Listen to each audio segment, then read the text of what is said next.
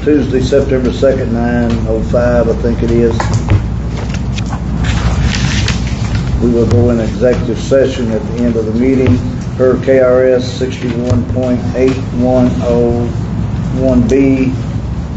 Deliberations on the future acquisition or sale of real property by a public agency, but only when publicity would be likely to affect the value of a specific piece of property to be acquired for public use or sold by a public agency. We'll be at the end of this meeting and will not be any action taken.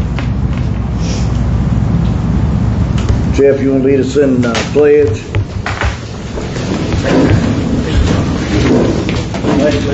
To the flag of the United States of America and to the republic for which it stands, one nation, under God, indivisible, with liberty and justice for all.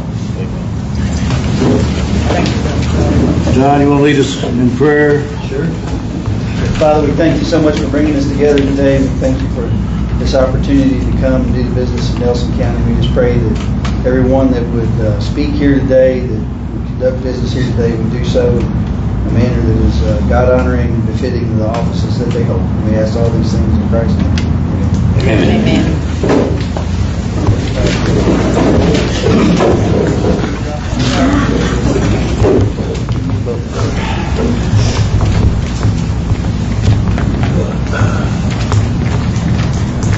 Thank you, sir. Yes, sir.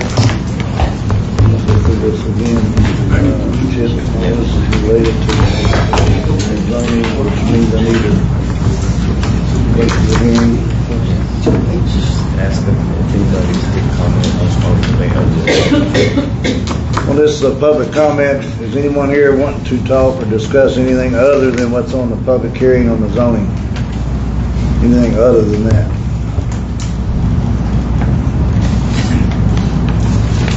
Anybody wants to speak at the public hearing, we'll get when we get to that stage. We'll allow you to speak. So,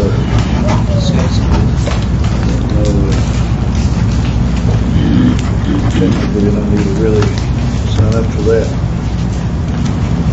Merry Christmas. Okay, we will go in we're going to have a public hearing today, and I need a motion to do that. Make a motion, we enter into a public hearing to discuss the planning and zoning issue. What number, Adam? Yes. Number 2775, A1 Agriculture District PUD. A motion going to public hearing by Adam, second by John. All in favor? Aye. Opposed? Motion carried. We are now in the public hearing process. Zoning map amendment 2775, A1 to agricultural district. Just for matter of record, this was planning and zoning had a public hearing, and we'll enter all this Exhibit 1. what is it? Exhibit 1. Exhibit 1, we'll enter this as part of the record. And I will now turn this hearing over to Chip McKay. He will be the hearing officer. Okay. As Judge Hutchins said, this is zoning map amendment number 2775 that the Planning Commission held a hearing on. The court has voted to hold another hearing on it. So all the evidence from the Planning Commission has been introduced before the court. They will have that to consider, as well as the evidence they hear today from you all. This is Robert and Sheila Greenville Irrevocable Trust and Charles Dant moving to convert it from an A1 district to a PUD for a cluster residential development. And I know Mr. Hamilton, you're representing the petitioner, is that correct? And so what we'll do is have this hearing today. At first, we'll let the petitioner present his petition to change that zoning to the court. And Mr. Hamilton is their attorney. He'll make a presentation to the court. They can ask him whatever questions they have about his presentation, and then the opposition will have the chance to ask questions of him as well. Now, when it comes to time, you'll all be allowed to speak. Those in opposition will be allowed to speak to the court as well. the fiscal court members are going to ask you questions, and then we'll let Mr. Hamilton ask questions if he has any questions of you, okay? So everybody will get a chance to speak in this. We have to follow an orderly process for it, though. So anybody who is going to speak needs to be sworn in to speak, though. So this time I ask you, if you think you'll speak today, then go ahead and raise your right hand. Okay. Do you swear or affirm that the testimony you'll give be the truth, the whole truth, and nothing but the truth? I do. All right. So if anybody comes up and you haven't been sworn in, let me know, and I will swear you in. But otherwise, at this point, we will let Mr. Hamilton go ahead and make his presentation. 20 minutes.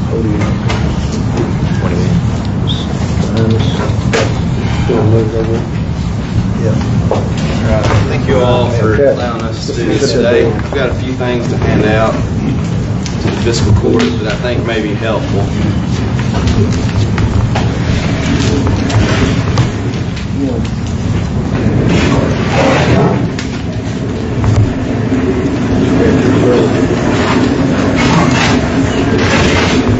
So you probably have something like this, just not quite as large, and there's some additional stuff I got over here in a second.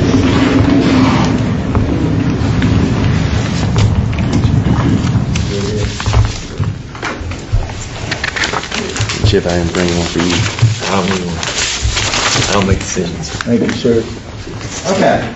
Thomas, I got more copies. You got more copies? Okay. If anybody needs more, Mr. Lameau has some copies. But thank you all for allowing us to present here today.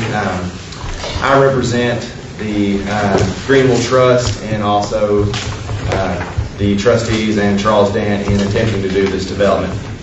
And what we're asking to do here is to take the A1 zoning and to do a PUD cluster development on a portion of it. And this is, I believe it's about a 68-acre property. And by right, we can put 13 lots on it. Okay, we can divide it today without any kind of zoning approvals into 13 lots. There's no issue there. What we are wanting to do is to cluster the development here, okay, into approximately 1 acre lots. Now, this is a project that is thoroughly engineered, and I'll get into some of that here in a minute, but essentially all we're asking to do is, instead of having minimum 5 acre lots, to have smaller lots, and then to have essentially a conservation easement on the balance of the property. It would never be developed if you look at the PUD regs, okay? So, if you'll look at the maps here, the ones I gave you, the first page, we have an overlay here. The black lots are what we're wanting to do, okay? These are what we're wanting to do. The red are what we will do, and we have the right to do, if this isn't approved, okay? And if you go back to the pages, there's a little more clarity. This is a map of just what the proposal here is, the 13 lots, and then the part that will have the conservation easement, okay? The third page is, if we are unsuccessful with this, how we're going to develop the property into 5 acre lots, okay? Or preliminary, what we believe we're going to do. There's some more engineering that probably needs to be done on that, as you can see, we've started. And then the final is a more expanded view that shows some of the neighboring properties and things like that. And I think it's very important for you all to look at this. A lot of the testimony and the discussion at the prior planning and zoning hearing was, this is considered in the comprehensive plan a naturally sensitive area. This PUD development protects the naturally sensitive areas. The forest, the hill land, we are only developing the land that's already been used as agricultural and it's cleared out and it's not the naturally sensitive part. So what we're trying to do is protect the naturally sensitive areas, keep it as close as it can be to its current status, but also to allow it to be developed. And make no mistake, it's going to be developed one way or the other. It's just a matter of whether we have affordable lots or whether they're minimum 5 acre lots. And that'll be up to you all here today. I'd also ask that you all look at the staff report prepared by Planning and Zoning on prior to the I don't see the date on here, but prior to the public hearing that occurred in front of the Planning Commission. And if you don't have that, I have those for you. But what I'd ask you to do is to flip over to the second to last page of it, where it has the staff review and recommendation. Okay? This portion right here.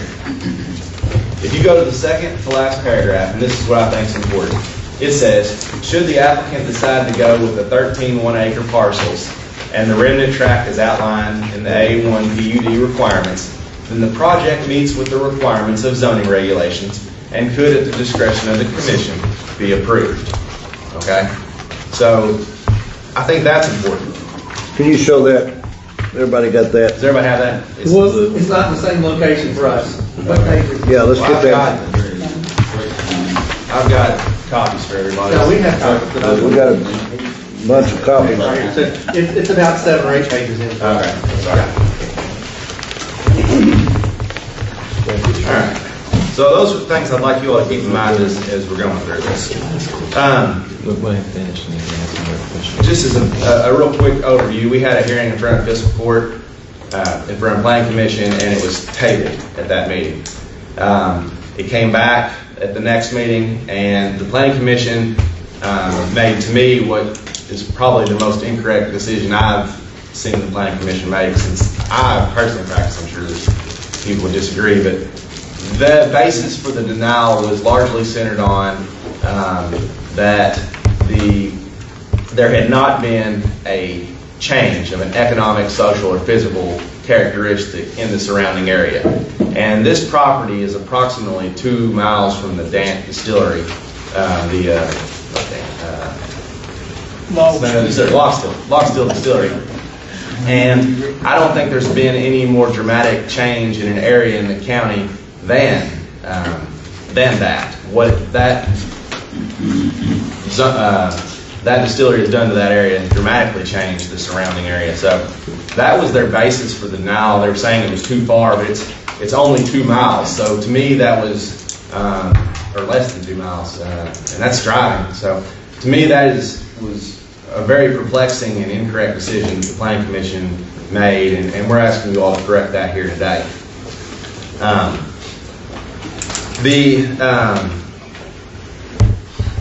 The basis for this application is largely that the area has changed.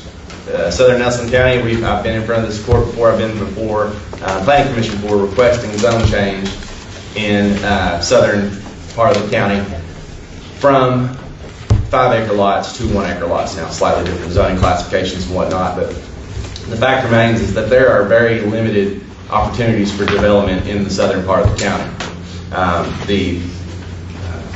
The zoning regulations provide that most of the southern part of the county is naturally sensitive, and with that, we're very limited in what we can do.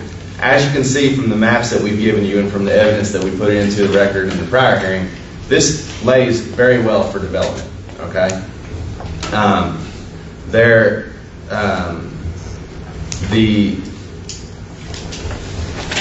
what we're trying to protect, in my opinion, in the naturally sensitive areas are, your areas that are unsuitable for development. Okay, areas that are more suited to, hunting or recreation, things of that nature.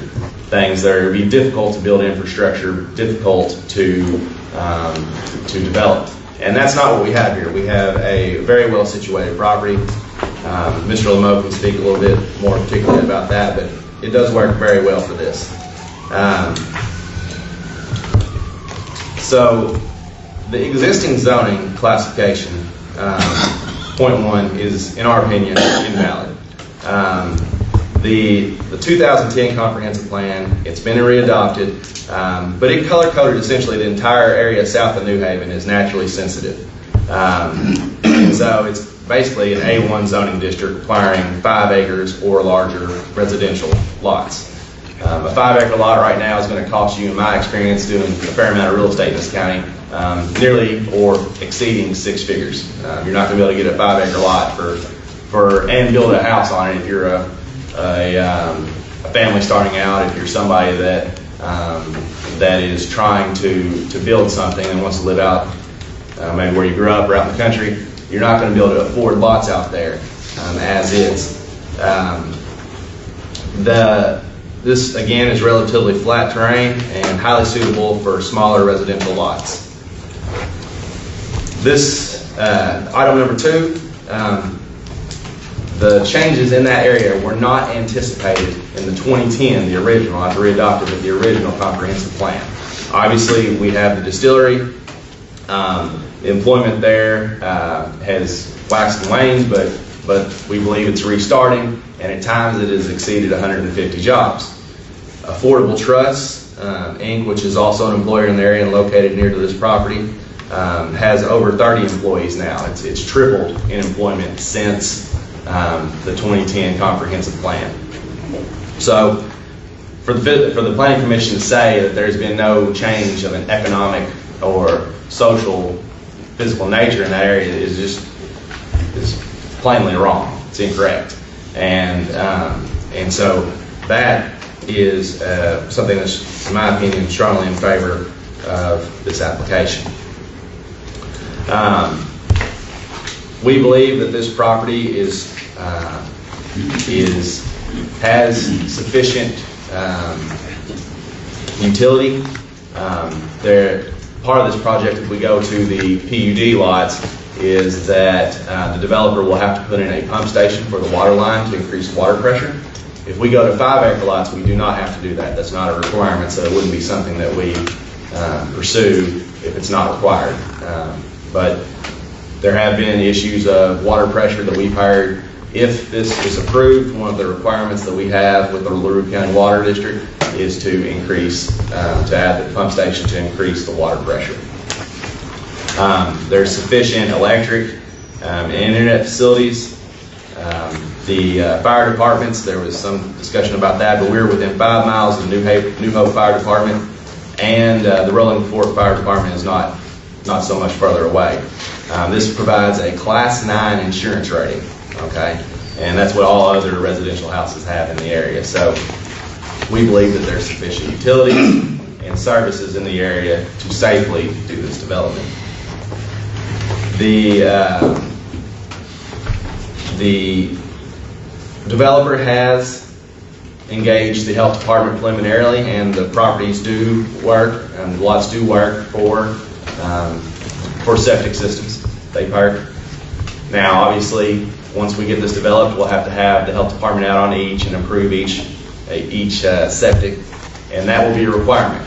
So there was some concern about the septic systems at the original. Now, it's not really a planning and zoning issue, in my opinion, but it was something that was brought up, so we want to address it.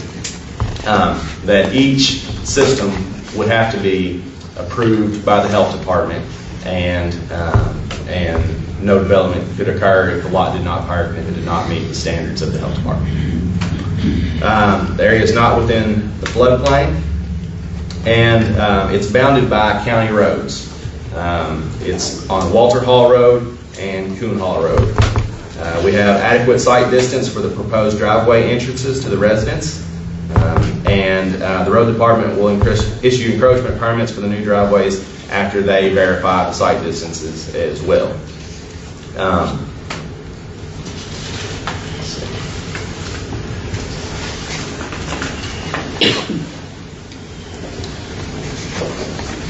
The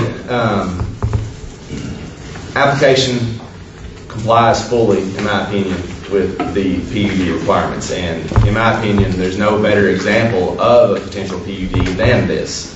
Okay, I refer to it as conservation easement, and what I mean by that is the local rules basically require that if we have these lots approved and the PUD is put on the property as a whole, the entirety of the property, we will never be able to come back and request a rezoning or to change the zoning of the parent tract, of the larger tract. It won't be developed, and can't be developed under the rules. Okay, so it would require a wholesale change in the zoning regulations for us to ever do anything with the parent tract. It's not in the rules today, and it's not in our plan. So we believe that it fully complies with the A1 to A1 PUD cluster residential development zoning regulations. The staff report said that it was consistent with the plan and that the planning commission could approve it. We have adequate development to be constructed within the area because it's really not naturally sensitive. I mean, if you look at this, I don't know how you can say this is a naturally sensitive area. Now this, maybe to some degree, but the part that we're going to develop, there's just no argument that it's naturally sensitive. It's not a realistic position to take. And it does not increase the net density of the area, all right? So whether we put 13 lots on 5-acre tracts or 13 lots on 1-acre tracts, the impact on the immediate area is the same, okay? It's going to be the same amount of cars. It's going to be the same amount of residents being constructed. It just puts the houses in the most suitable location for them. So for those reasons and the reasons that we presented at the Planning Commission hearing, we believe that the Fiscal Court should approve this A1 PUD application. Not sure if there's anything else, Jim, that you want to add? I'll talk for a few minutes. Sure. So, Well, let me just ask you, do you want to make your maps an exhibit for this hearing? yes. Okay, Yes. I need it. I'll use yours, Tim. I'll make it Exhibit 2. And then I need to ask, though, if any of the fiscal court members have questions for Mr. Hamilton based on what he said so far. Question. So who owns the balance of the land? If the 13 lots are approved, who owns the balance? Trust. We'll still The trust. trust owns it. So that- And there'll be wording in there that guarantees no future development. Is that? I think that's how the regular written is that the ordinance that would approve That's it. legally enforceable? It's in your regs, yeah. Well, I mean, I'll state the obvious. We're here today because you want to change you want a variation from the regulations. What's to stop there from being somebody can come back later and want to change it again and do something Well, the different? big difference there is, I guess anybody can file an application for whatever, but the big difference is this isn't consistent with the rules, and any further development would be in violation of it. We can do this. This cluster development is permitted within the Nelson County zoning regulations, correct? You understand what I'm saying? No. The cluster development is the A1 PUD is a zoning classification we're asking to move to. If we went away from that, we would have to rezone the whole parent tract, which would not be consistent and would not be consistent with the regs. Well, what we're asking, I mean, So I understand the cluster that you're after, yeah, but you're saying if you went and did the 5-acre, that's not in the reg now? 'Cause no, the 5 acres, what he's saying, if we come back, I guess, as I understand Magistrate Snow's question, it would be that, let's say you all approve the 13-acre cluster lots, what prevents us from coming back in and asking to rezone the parent tract later? And We're talking not just you, we're talking anybody. Sure, yeah. They sell it, the trust sells it Correct. at some point. Yeah. Well, it would be binding on, I mean, it would be in the, Can't imagine being able to sell it if it had that type of restriction. and that's not our, it's not our intention to sell it. The family wants to keep it, and that's a big reason why we're doing this. In addition to it being more appropriate, we want to keep that property. We want to keep it as it is so they can hunt and use it for whatever they like. That said, if the only way that we can develop this is to sell it all tract by tract, then that's what we're going to do. But it would have to come back through and be approved. Now, the certificate of appropriateness, or what's the land restriction would have that on there. So after it's approved by fiscal court, what typically happens is the planning commission issues a certificate that gets recorded over in the deed room that has whatever the limitations are. It's no different than if you enter into an easement or anything like that, that it's binding on us and it's binding on our successors. So if it's sold, it's going to apply.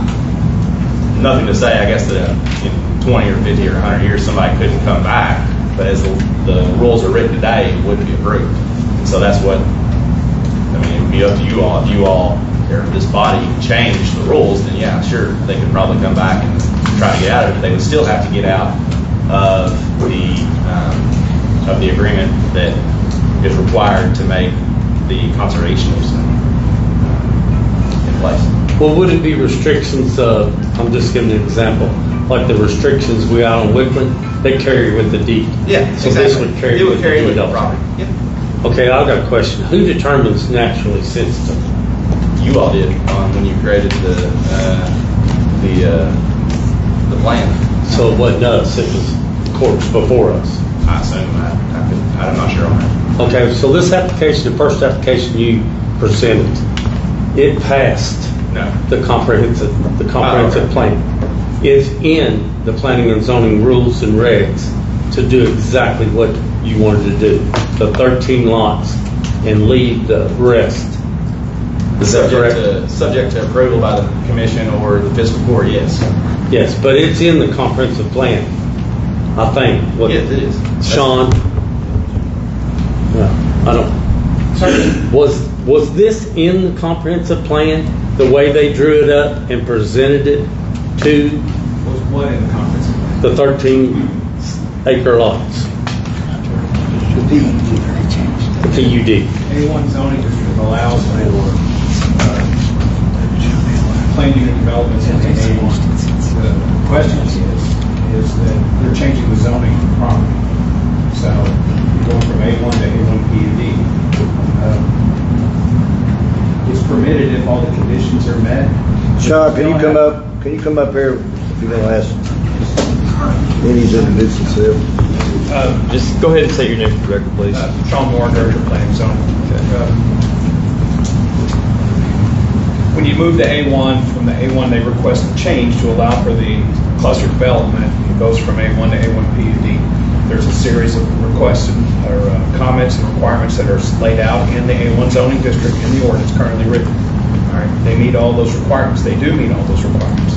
But at the same time, you're treating this as a zone change because you're going from one zoning classification to the other. Then the question becomes, does the request meet with the requirements of KRS Chapter 102.13, which is the requirements that have to be met to allow for a zone change to be approved? Does that help? And it does. The planning commission did not find that it did. Yeah, but they didn't go into the detail about the area kept and all that. And there was only 6 planning and zoning people that voted on it? I don't remember. I think that's what it said. 6 or 7. So there were 6 votes and there were recusal, and there's usually 11, correct? That's correct. Any other questions from Mr. Hamilton from the fiscal court members? Okay. Now, opposition, you have a chance to question Mr. Hamilton. It's not your chance to make your comment, but if you have a question for Mr. Hamilton, you can go ahead and ask that now. If you're going to do that, we'd ask that you would come up, state your name and address, and then ask your question to Mr. Hamilton. If you just want to have your comment, you can make that later. Okay. I want to know if he spoke at the last You meeting. need to come up, state your name and address. I'm Jim Magley, 1735 Coon Hollow Road. And I was just wondering if he spoke at the last meeting we had. I don't remember him speaking. I thought you got up and sat down. I'm the staff director. I didn't give testimony. Okay, I just wondered why we have testimony today. Nobody said nothing yesterday, or last meeting. This is a separate hearing, sir. I know, but it seemed to me like I ain't got nothing to say. I'll wait till my comment. Okay. Because I don't want to get upset before we get started. Any other questions for Mr. Hamilton? It's going to happen. Okay, you want to have Mr. Lameau? And Mr. Lameau, if you just please identify yourself for the record. I'm Jim Lameau. I was hired by Charles Dent to look at the site and see how it's laid out with respect to putting in residential lots. The approach we took, it's A1, the area is zoned A1. like the plat you show at A1, we could have broke it up into 5-acre lots. There's about 13, 14 lots you can get out of it. That's what the A1 designation in this area allows. The A1 regulations, we didn't go outside the regulations. In the regulations, they allow you to cluster the development provided you don't put any more lots than the 5 acres allow. And that's what we're doing. And what Charles wanted me to look at, all right, we're going to cluster it. Is it suitable? Is this area suitable for residential lots? And that's what we look hard at. So we're going to cluster the developments. We're not going over the density that was allowed in subdivision regulations, not the zoning regulations. And then we went to the A1 PUD, put that PUD on it, and it allowed 13 clustered in an area. The area we picked is relatively flat. The soils, we had a site evaluation done by the Nelson County Health Department. They dug about 13 holes all up and down to make sure, and there is no complicated special system going to be required for septic system. It's trappist soils, which are decent for septic system. We're also going to bigger than a residential subdivision rezoning. You have to go 1 acre or bigger, and I like that. It just gives you more room to do stuff if you have issues or whatever. It's cropland, okay? It's not what they call naturally sensitive. What I could find in the regulations, in the plan, naturally sensitive is hilly and forested. That's all it says. It doesn't say much more. This area is not hilly and forested. There's a lot of areas south of New Haven that are flat, decent soils that could meet this PUD rule, but this one really meets it good. And again, it's still allowed in the A1 designation, A1 PUD, of course, what we're going to. 13 lots, no more than what we could do if we had 5 acres. We did the overlays that here, 13 clusters. You see the flat area and then the forested or whatever. And Charles wanted to make sure was it practical. It's practical, it's got water lines. It's got potable water where you can't build residential lots unless you have water lines, or y'all may make them put a water main in. I would if I was you. If they're going to put residential lots, they got to have a water line. It's got a water maintenance. LaRue County Water District number 1. The water pressure, they say, has been low. I've talked with Tim Bartley quite a bit on it. The owner has agreed to pay for an upgrade to the pump system to give it better flow and water pressure. We're only talking 13 more lots on 4-inch water main. That's nothing really in the scheme of water mains, okay? A 4-inch main will handle 13 more lots with no problem. The site distance along the roads, these are probably the best site distance I've seen on county roads. I used to do Bradshaw years ago, and there's a lot of areas where site distance is always an issue. If the land was subdivided, I used to make sure there was site distance for an entrance off each lot. There's site distance, stop and site distance off every lot on this 13-acre A1 PUD rule. The bourbon boom, Thomas talked about that. The plan, back in the day, I was around when the plan was done, and they just drew a line and called everything south of New Haven naturally sensitive. And as a carrot, they said, well, if you want to cluster developments, you could do this. And that's kind of where we're going with this. This was allowed, this was planned for. You can go anywhere in A1 districts, and you can do an A1 PUD. You got to meet some other things about it. But it's got to be a good site. This is a good site. Like I said, the utilities, electrics, the Intercounty Energy, which is a co-op. The internet's not there, but it's in an area owned by Windstream, and the area's got some, I've talked with the county engineer a little bit on it, rural digital opportunity funds, a lot of money out there that they're supposed to develop internet, and this particular development's right in that area, color-coded on their maps and everything, so everybody can cross their fingers that they'll get internet, but they got 10 years to spend this money, is what I understand from rules. It should have internet. Everybody should have internet. I think internet is as important as electric nowadays, just what you do at your home and everything else. That's just my own personal opinion.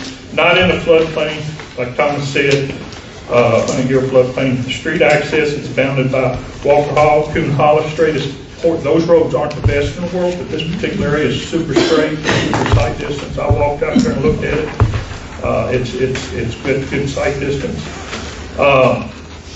And again, like what we said early on, the subdivision, the zoning regulations, A1 zoning says, all right, you can do this. We're not going outside the regulations. You can do an A1 PUD, cluster residential development, in an area where it makes sense. It doesn't really say that, but it alludes to that. And this area makes sense. It's a cropped area, it's good soils, it's got the utilities, it's a good place. And what's nice about it is they're more affordable lots. If you go with 13 5-acre lots, they'll be $100,000 a piece. It's hard to buy those and build a house on. These will be more reasonable. I don't know what he's going to charge. I don't get into that, but I just know when you see these auctions going on and they break it up into 5-acre lots, the price gets way up there and they get almost unaffordable to do anything else. So there's no residential lots in the area. We're close to the log still, the affordable trust. Affordable trust is booming. They're hiring. They got 2 shifts running most of the time. People like to live closer. There just not any lots around. So that was, another thing that we felt was important. And the staff report ran through all the rules and said, hey, they met all the rules, that it meets the requirements of the regulations. We're talking about the zoning regulation, A1, going from an A1 to an A1 PUD, 13 lot. The density is no more than what we would have done if we had the 5-acre lots, and that was the thing. How you control the remaining lot will be 58 acres plus or minus, it'll be on the plat. It'll have a recorded plat that everybody has to go to. In deeds, when you transfer title, you reference plat to plat, have a note on it, because you can't subdivide this 50-something acre tract no further because of the rule, unless y'all change the regulations allowing it to happen. Now it is forested and hilly in the remaining area. It just happened that about 15 acres of the land is really good for residential lots. So, and I think Thomas covered all the other things. The staff report, we thought we met all the rules. They hit hard on naturally sensitive, but they didn't really pin it down very well. I don't think it's a public hearing. Said something about lots on the road, but the site distance is there. If it's not there, they don't get an encroachment permit from the Nelson County Road Department. Water main is being upgraded. It will get upgraded if this happens. It won't get upgraded if it's broken up into the big 5-acre tracts. And they built the same number of houses, getting the same water. So it'll be the same number of houses. It won't change on that. But if that's what they want to do with their 5-acre tracts. And then again, we kind of thought this was, we followed, this thing's not used very much. I've never saw it used, this A1 PUD rule with clustered residential development. But there are places out there where it's a practical thing to do. And my idea of practical is utilities, water, septic system, sewers, internet would be great, but that's a different can of worms. So that's about it. All right. Any fiscal court members have questions of Mr. Lamont based on his testimony? So is the trust proposing are they paying to put in that water main upgrade? No, the water main is there. There's a pump station to the west, and the pump station is going to get 2 new pumps put in it. And the trust is agreeing to upgrade those pumps. So the pump station's already there, it just needs an upgrade? Right. Give it better flow and better pressure. There's a couple spots. They put that in there for some people that live on Head Road and things like that in Coon Hollow, to help them with water pressure to get it up the hills and all that stuff. That was back in the water line development thing the county went through in the early 2000s, I guess. Any other questions from Mr. Lamont? Does anybody in the opposition have questions for him just based upon his testimony? All right. Is there anybody else you'd like to call in favor of the application?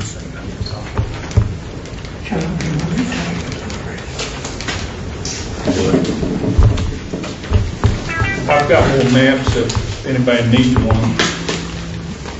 Kind of lays everything out. we've got these maps. We tried to overlay the difference of what you're looking at compared to the big, the big 78 acre tract versus 13 and stuff, and kind of see how they impact each other, or don't impact each other. So, thank you all. Sir, could you please state your name and your address? Joe Masterson. Charles Dan is my nephew, and his wife, Sarah. Her family's owned this property for over 100 years. Her great-grandmother was... What's your address, sir? What's your address?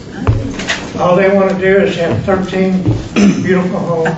Joe, what's your address? What's your address, sir? 109 Eastland Drive, All right, here in thank you. Barstow. Okay. Now, I might say, I live out in Eastland. I've had several subdivisions built around me. I did not complain. We had 4 or 5 new subdivisions out there, and we never complained about people coming. We like to see people have a good area to live in. But I commend Charles and Sarah for doing this, because they could sell the 5 acre lots, which could have shanties built on them, mobile homes, and other things. It would be an ugly sight. They're talking about building a nice home for $200,000, and they're upgrading the water system. Charles is putting up $20,000 of his own money. The Root County's putting up 10. It'd be a $30,000 expense that they're putting up. As far as the strip zoning and all this stuff, you can go out to Nazareth Road and see that kind of stuff right here in Bardstown. Or you can go to Samuels and see they can build on a road like that down at Samuels. So why not New Hope? It's very, very much needed for log steel, Affordable Trust. They have 105 people employed over there. Many of them drive 45 to 50 minutes every day back and forth. New Hope, you cannot get a lot there. I've tried to sell lots over when I was in real estate, and nobody will sell a lot. So New Hope, in fact, is waning and dying, and I'm afraid they're going to lose their church over there. So population is needed. As far as the road, it's in compliance. It's a county road. It's not a freeway. I went over the other day and met 3 or 4 cars. I didn't have any problem getting through the D-head road. And as far as green space, they're only using up about 15 acres, and there'll still be about 60 acres of green space. On the right side of it is cornfield. On the left side is cornfield. So it's still a lot of green space, so that's no issue. And I think it's a win-win situation to prove this. It's not a spectacular, they're not speculators trying to take advantage of their neighbors. Her family's owned this land for over 100 years. So I think that it would be a good deal if y'all would approve this zoning. Thank you very much. Okay, sir, just a second. They may have a question for him on the fiscal court. Okay, did any opposition have a question just based on his testimony? All right, thank you, sir. Okay, thank you. Yeah. Did anybody else, Mr. Hamilton? Okay, so that will conclude the petitioner's presentation. At this time, we would like to take comments in opposition.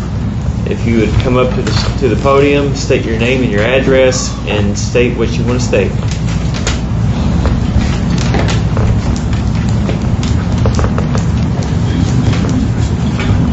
My name's Tony Jones.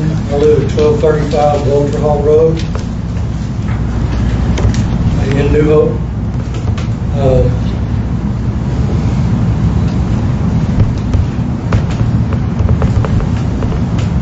This is a petition from 105 people that are opposed to this. Almost everybody on Walter Hall, D-Head, Coon Holler are on this. I'm sure Keith can verify these names and addresses. You want to make this an exhibit, sir? Sure.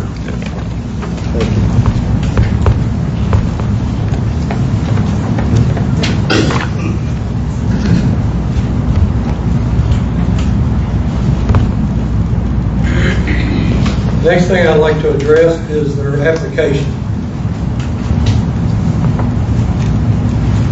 In their application, they're saying they have 130 people, 150 people that work there. On a good day, you see 20 cars at log steel. Now, I understand if they have an event that there's more. They have Airbnbs that are all but vacant. They have not made any whiskey there since January. The distillery is not functioning. The wedding venue, restaurant, maybe 3 events all year. The amphitheater has cut back to half the events that they used to have, and quite often they're not enough to pay for the event.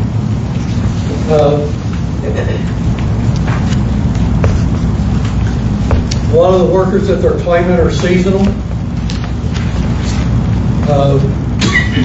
They're saying they have 30 people working at the trust plant. I've driven by there several times, lucky to see 15 cars. So, if the night shift has started, I'm unaware of that. The people I've talked to have told me that sometimes there's as few as 6 people there for work because they're not so reliable. So on their application, they're saying 45 for the trust, 10 to 20 for the event center that does not operate most of the time. The corporate office, 20 to 30 people, lucky to see 5 cars there. The distillery not making whiskey.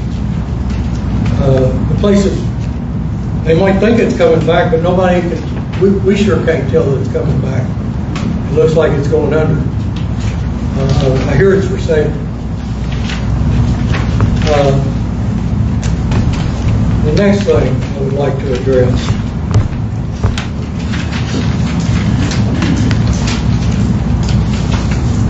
This map shows the plot they're showing you. Can you see this on here? The drainage ditches that run through the lots.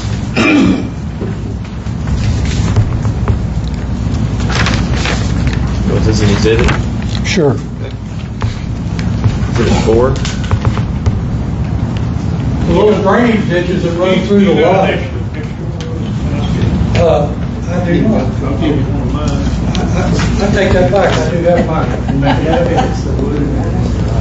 It's the same as your aerial view, except that I've highlighted where those drainage ditches are.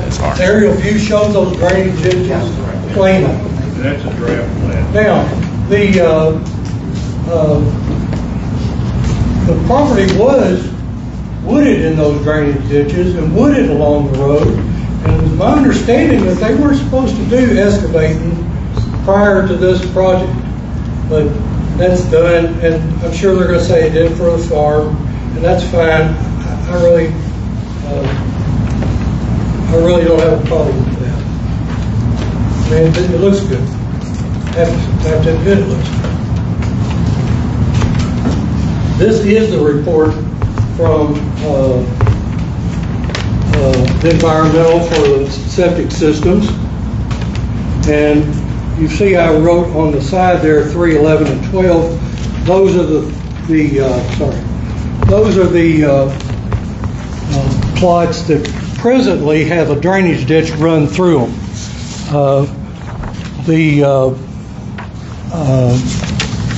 You wish I could Sure. Exhibit 5.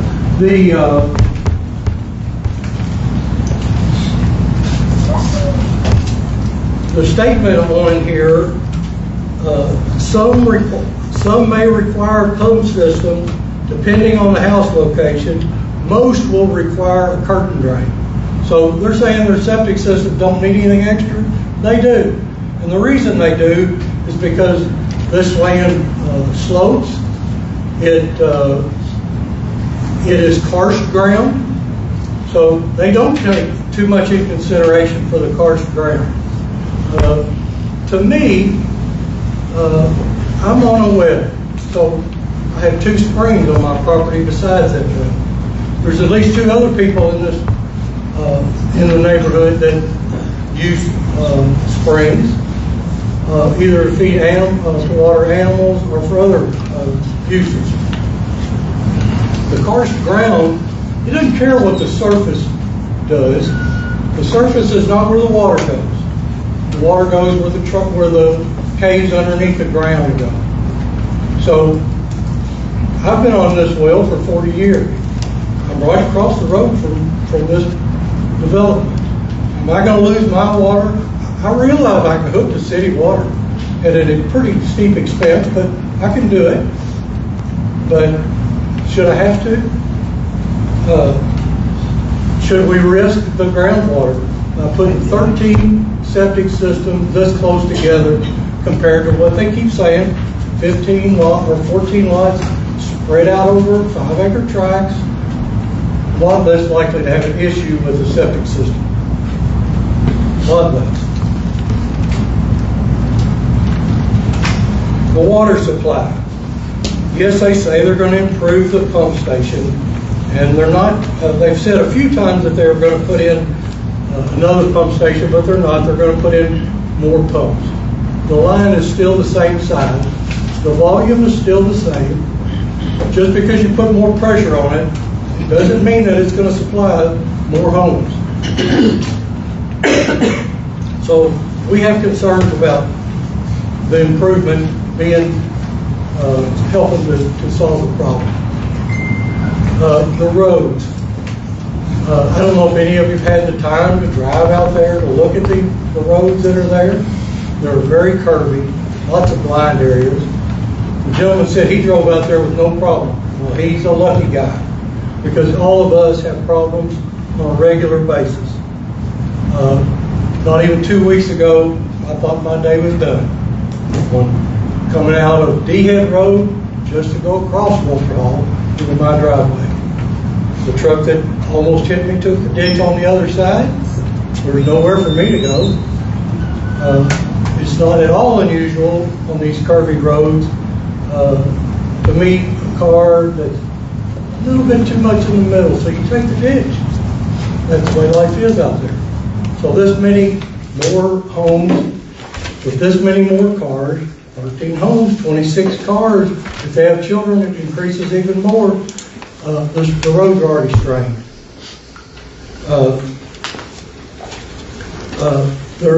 Their plot plan shows these 13 lots, and they're going to put 13 driveways onto the road.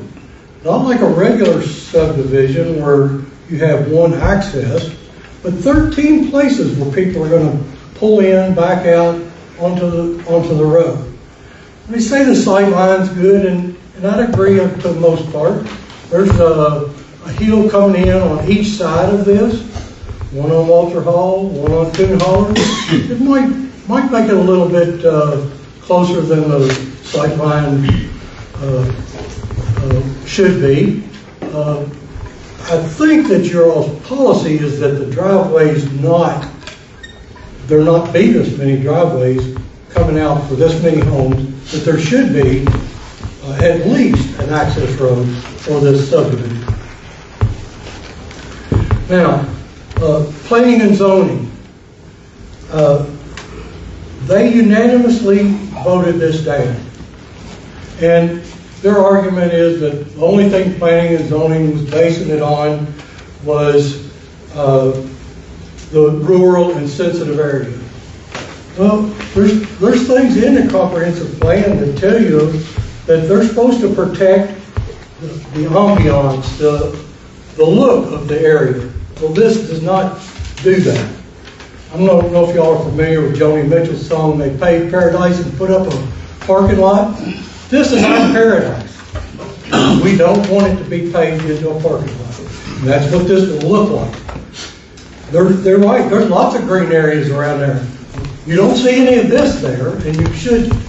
This area is sensitive because of the karst ground, and it's rural and sensitive in nature. It is not a place for this type of development.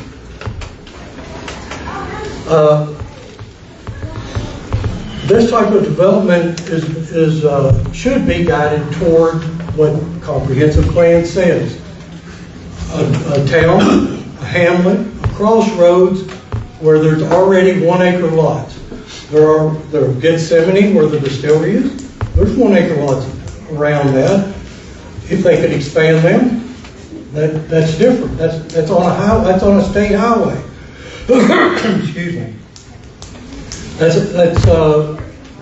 It's not on this little narrow road. It's on a highway that can accommodate this cluster development. New Hope, Gethsemane, New Haven. There's areas in Hyardstown. There's areas in southern Nelson County that could accommodate on state highways where they have better roads for this added traffic. Now, the fire. Yeah, there's a fire station within 5 miles, 2 of them. The last 2 houses that caught on fire on Walter Hall Road burned to the ground. What happens if we have a fire in this little cluster of 13 houses? Is one catch the next, the next, the next? They're right beside each other. The fire department obviously is asked to do something they cannot do. There's no water hydrants out there for them to have access. We're relying on a pump truck from each firehouse, 1 pump truck from each firehouse. That's it. How long does it take them to go somewhere to fill up another pump truck and bring it back? When I talked to the fire department, 15 minutes to get there. 15 minutes, the house could almost be gone. So it just seems to me like there is no. They can keep saying that this A1 PUD works there. Well, it doesn't. It doesn't work there. In the comprehensive plan, they stress that the infrastructure should be there. Well, the water's not there. The fire's not. The fire fighting's not there. The roads are not there. The internet is definitely not there. We all would love to have internet, but we don't. The other thing is, yes, they can put 15 or 14 lots on 5 acre tracts on the same piece of ground. And some of those things won't change some of the things I'm bringing up. There's still going to be more cars. There's still going to be insufficient fire. There's still going to be insufficient roads. That's not going to change. But if you could see that land yourself, you'd see they're going to struggle to get driveways to 5 acre tracts on that ground, because the only part of that ground that's usable is the part that's a farm, and that's where it should stay. It fits what the area looks like. It fits what we bought our land for. The people that live, 105 people, all the people of Walter Hall, D-Head, and Coon Holler, they live there because they like the country. This is not the country. To put this 13 acre subdivision on the corner we'll all drive by every day. We talked about people on planning and zoning recusing themselves. We think there might be somebody on your all's committee that should recuse himself. And we don't know about all of you, but at least one person here is close to Charles' dad and is pushing hard for this to happen. And we don't think that's right. All right. I think I'm done. Just a second, sir. Do any magistrates have a question for him based upon his testimony? Okay. Does the proponents of the... I'd like to make a statement to what he said. Well, not a statement. I'm just asking, do you have a question for him? Question. The governor just approved 60 people at log steel to get training through the state, so I think his numbers are a little off. Okay. I might want to ask. They're not off, and the governor is trying to bail out a company that's failing. Maybe, I don't know anything about the governor, and the government paying for the training for the distillery doesn't mean they're going to be successful or they're going to stay there. I do have something that he mentioned. He said this family has owned this property for 100 years. It was my understanding that this property was Williamson land, not Dan, not Porter, not it's Williams. It belonged to the Williams. So I don't really understand 100 years for that. Question? Yeah. Yeah, I'd like to ask Mr. Jones. Sir, go ahead. You're worried about your groundwater. I'm Charles Dant, 240 Willow Springs. Thank you. You're worried about your well. Well, why are you renting out your barn to a guy, now your sewer's overflowing on your ground, and you're worried about a well 2/10 of a mile away when you're renting your barn out? I don't rent my barn out. A friend of mine stays in that building and does a little bit of work on the farm and trade. And my septic system is a problem because the ground out there is a problem. And I did just have it reworked, and it's back to a working system. But I did have a problem with it because the ground out there is not good. This property mirrors my property. It's almost the same acreage. I've got 5 sinkholes on my property. Wonder how many are over there? 14 5-acre tracts, and all of them have septic, do not have the same problem. They're going to be further apart. The septic tanks It's all probably. in the lane down these two drainage ditches. Yeah, you cluster these septic tanks together, they're more likely. No, I understand. I'm just saying, the question I had is if you had 14 here, and they all ended up on that drainage system that you're talking about, that you gave us, they're not the same issue that you would have for your well. I'm just trying to get my hand around the whole thing of what you're complaining Yes, about. what you're saying is What's true. allowed already. There is the potential of any one septic system contaminating the groundwater. But when you look at trying to put these 5-acre lots on that ground, I don't think they're going to be able to get.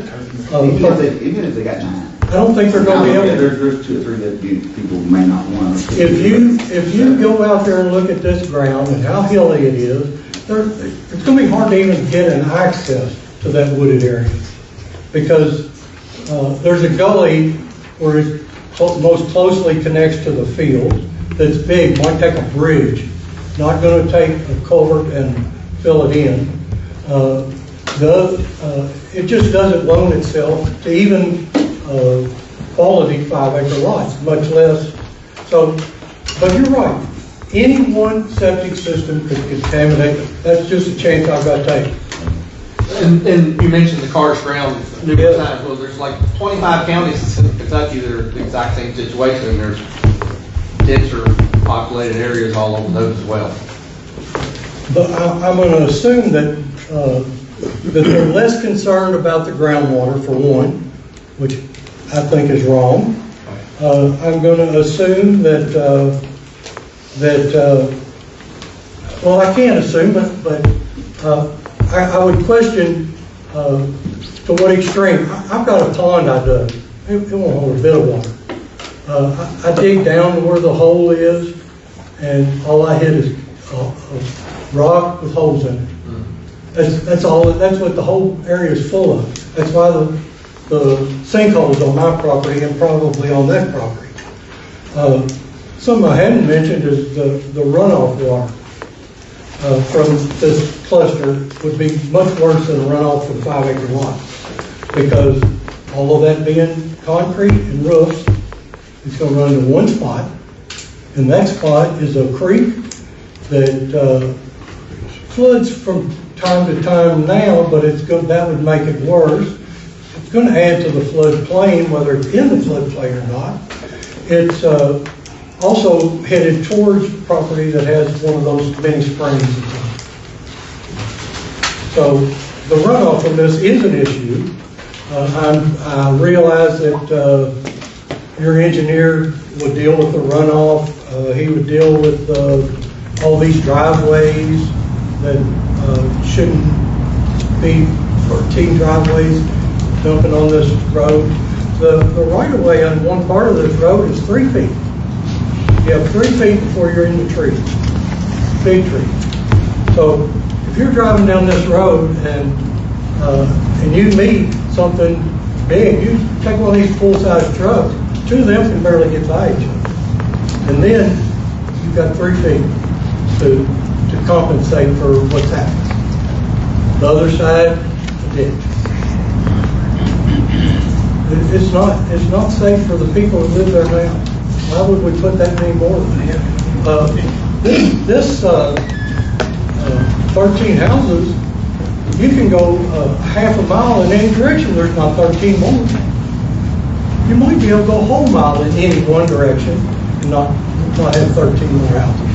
Because it's rural. It should stay rural. This is not the place for an A1 PUD. Move it out on a state highway where it has roads that it will accommodate it and where it's more welcome. It is definitely not welcomed here. And, you know, I know Charles talked to some of the neighbors before he did this. I'm just checking into this, make sure it don't have much resistance. Nobody said, yes, we want it. Nobody said, well, okay. Nobody. Okay. Does anybody else have questions for him? Anybody? All right, thank you, sir. Whoever wants to come up next, you please come up, state your name and your address.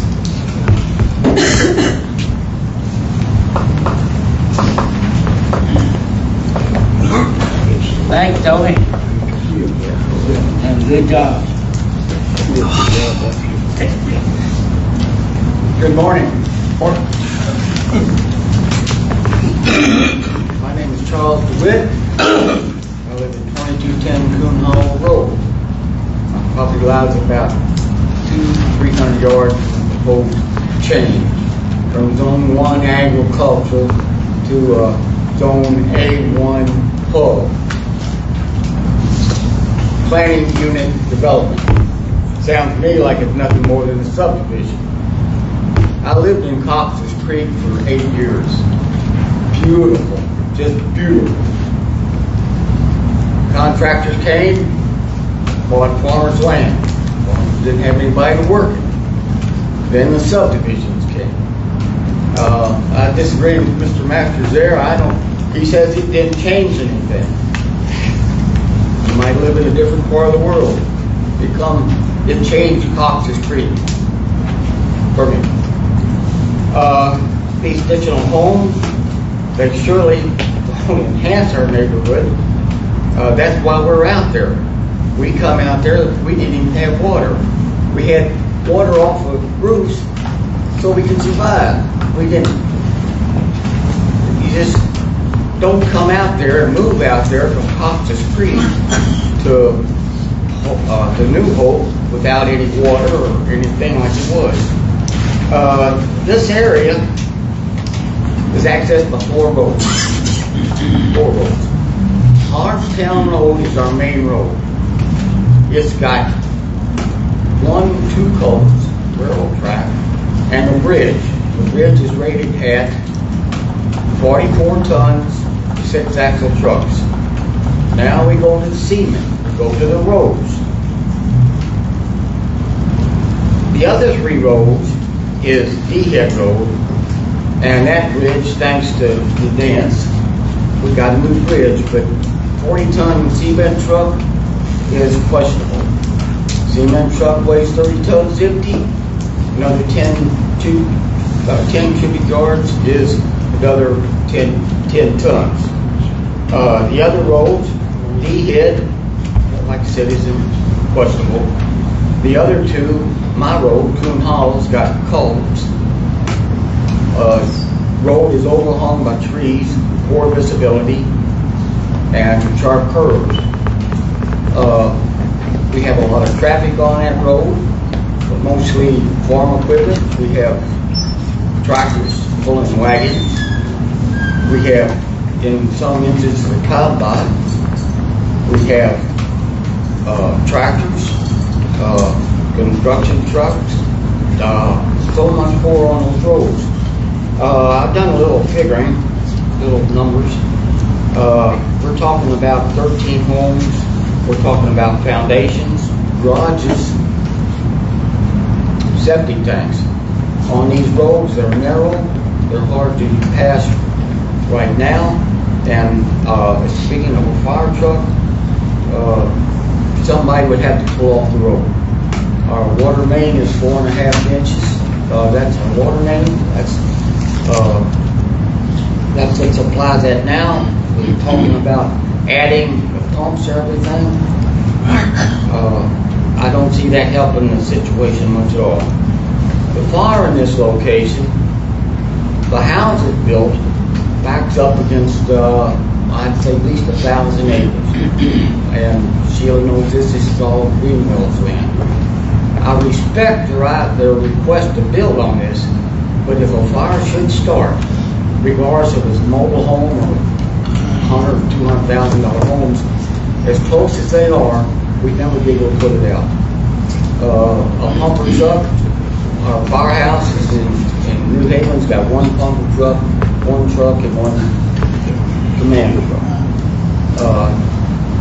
They're 5 miles away. The next one, we've got a fire hydrant about 5 miles away in Newell. To fight a fire, if it would start, it would be uncontrollable. Those woods, especially in the fall, would be uncontrollable to maintain and even stop. I lived,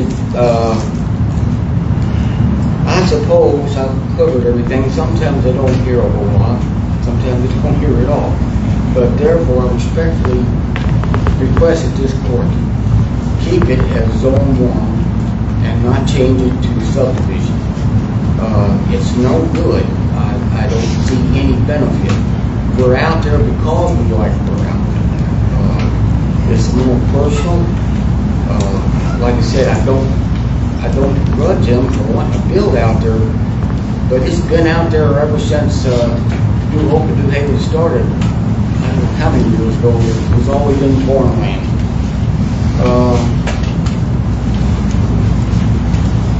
I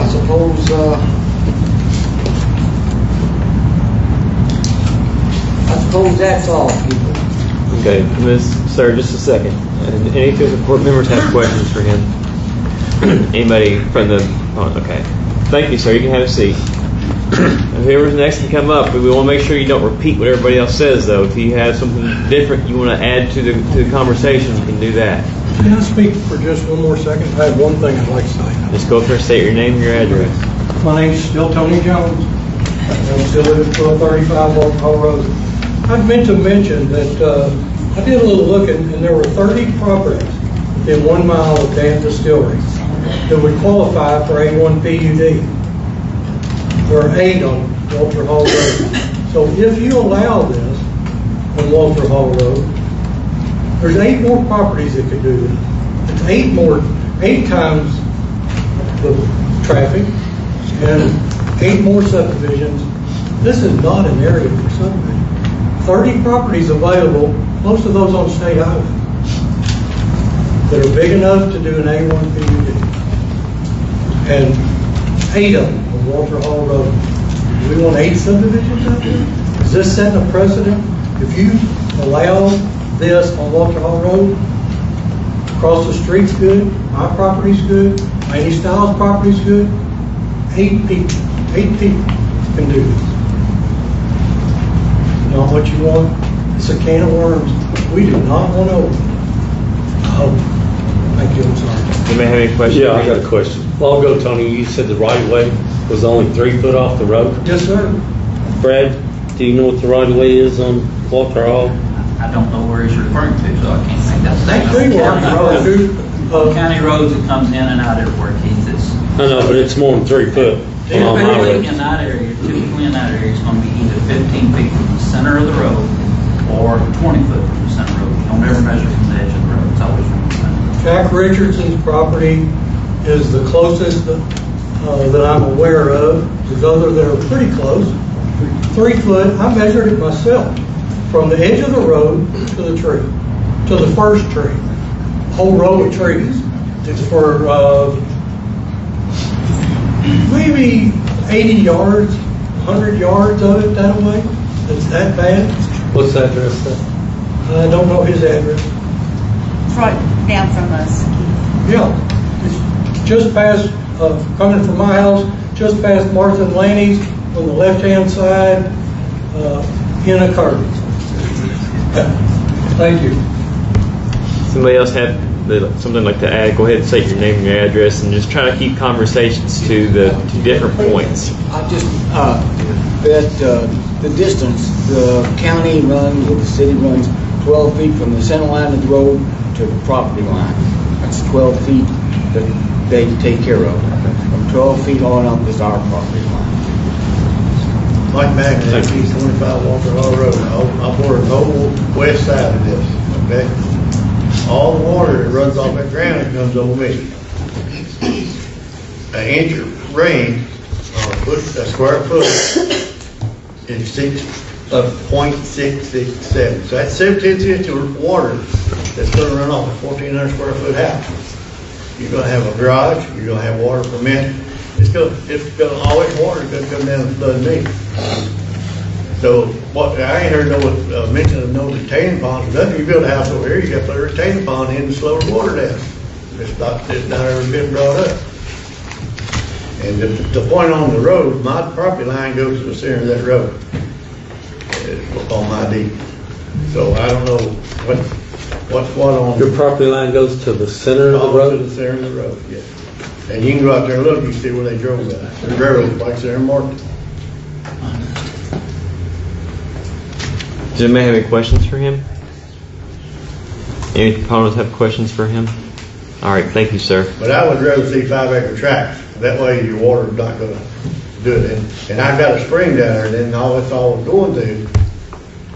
I might want to start making whiskey. You know, hell, you can't afford that no more, so you might as well make your own. But anyway, that's the way I feel. You know, the water needs to be contained and control the water instead of dumping it on me. It then runs across the road, but it goes over Walter Hall. And the water's been over the road on the Highertown Road 2 or 3 times this year, and it's been over D Head Road 2 or 3 times this year. Somebody new comes in, we're gonna have people drowning again. Well, you know, we stopped that with the bridge for a while.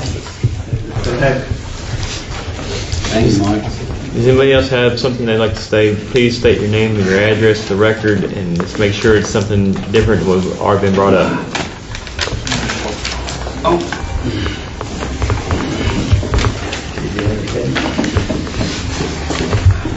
Jimmy O'Brien, 78 Coon Road.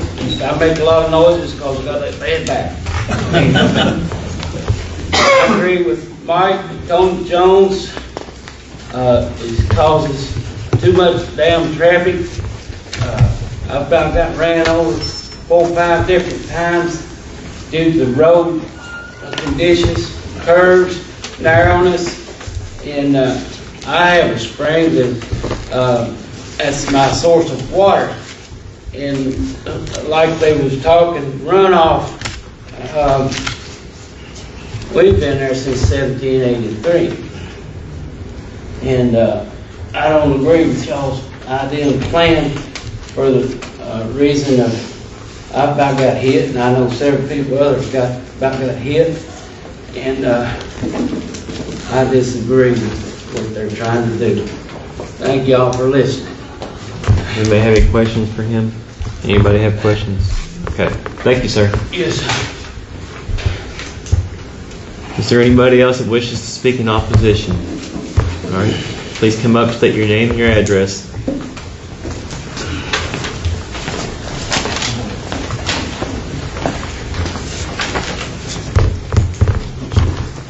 My name is Mike Zoller. I live at 2266 Monks Road. Mr. Hamilton mentioned the staff report. The staff report only mentions that this is an appropriate rezoning because of the regulations that allow this type of development. But he doesn't refer to the comprehensive plan or the future land use map that says do not put piano key developments in rural areas. Maintain the rural character of agricultural areas. So the staff report doesn't recommend that this development be done. It only recommends that, or only says that this type of development can be done. But when you go back and you read the comprehensive plan, the future land use map, it says, don't do this. Mr. Hamilton disparaged the motion that the Mark Mathis made at the planning and zoning hearing. I thought it was one of the best motions I've ever seen concocted. I mean, Mr. Hamilton thinks it's a bad motion because he doesn't agree with it, but Mark is a fellow attorney, and Mark knows what he's talking about, and it was very articulate. One of the things that the proponents mentioned is that somehow the distillery justifies this development. There's been a distillery on this property since 1872 in one form or another, and it's nothing new. It doesn't represent a change in the area, which you must show that there's been a change in the area if you want to make the claim that this property demands a zone change, and there hasn't been a change in the area.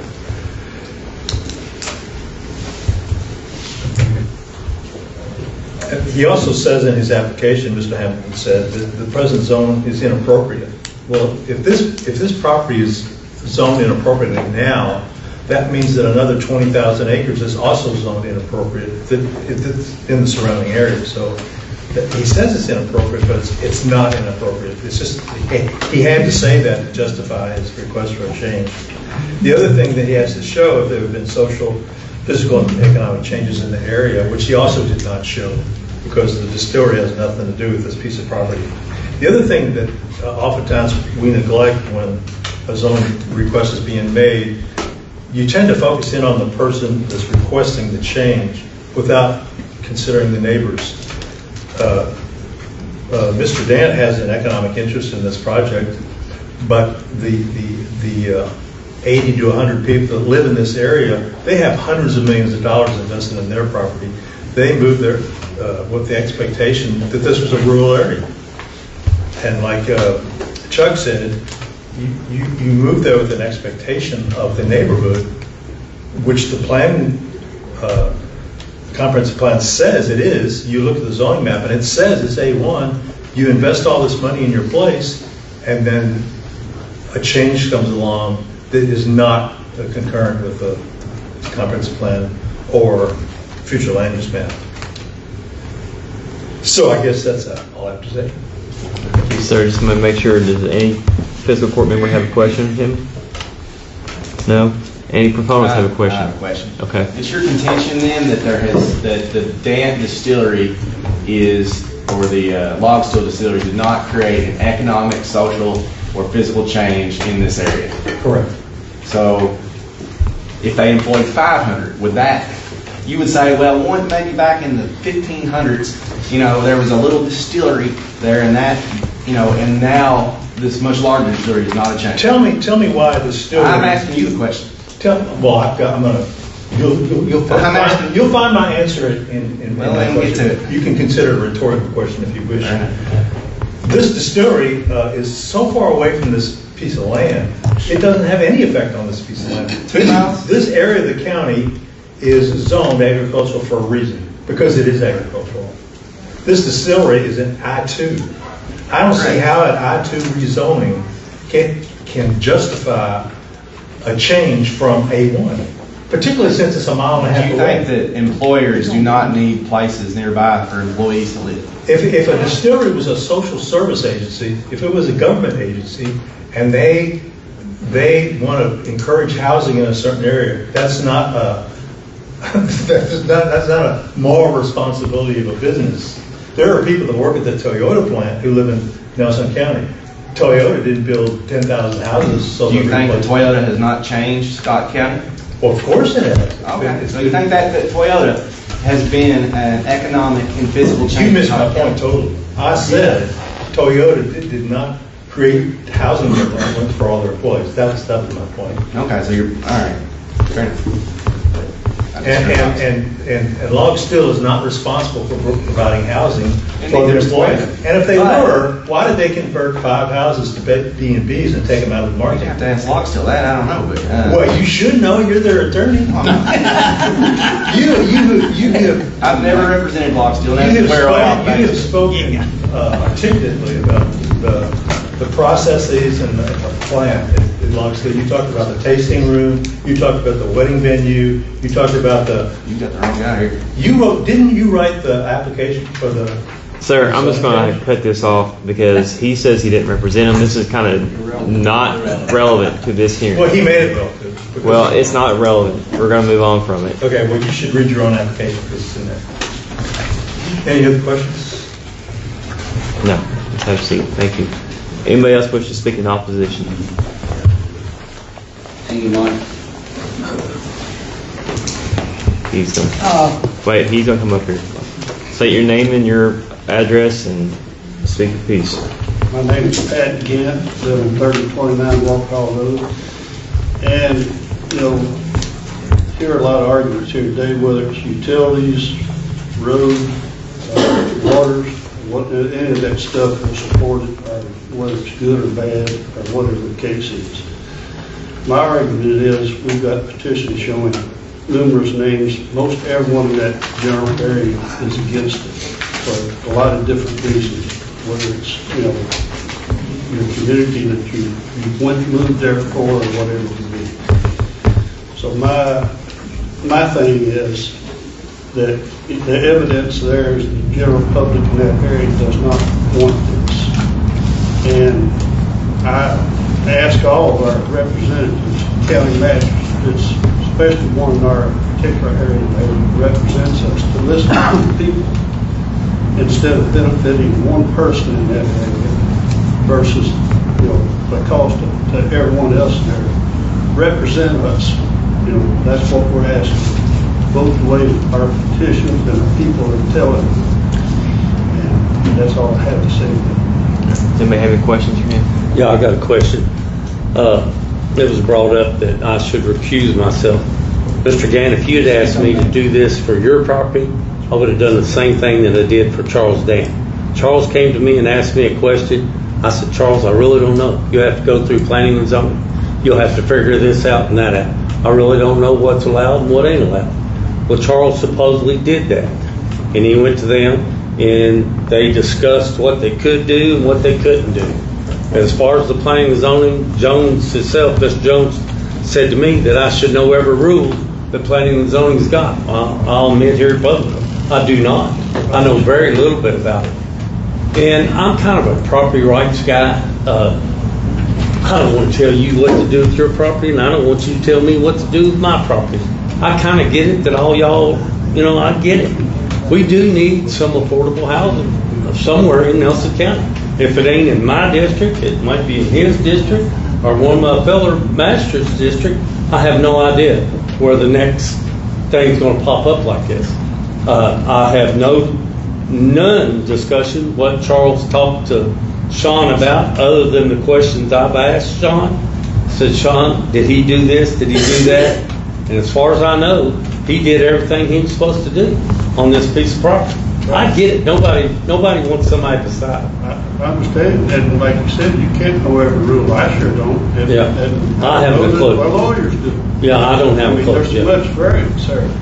And, you know, I can understand all that, and I, you know, in the right place and everything, I'm not against the development for, like you said, the county grows. It's good for the county. But there's a place and a time, you know, for all of that, and where it's needed and wanted. But, you know, on this road doesn't even have striping on the road. It's divided in lanes. It's basically, I don't know if we call it a one-lane road or what. For one other reason, Landy, for example, myself, we walked that road for years. I walked from one end to the other, you know, for exercise, physical health. It's getting to where you can't do that. There's a lot of hills and curves in this road. People we fought hard and with your help finally got speed limit signs put on that road. It made They're what Common-Esmond do that. Exactly. You know, we couldn't, people were ridiculous driving 45 and 50 up and down that road. The signs have helped some. They're not the answer. You know, some people still do.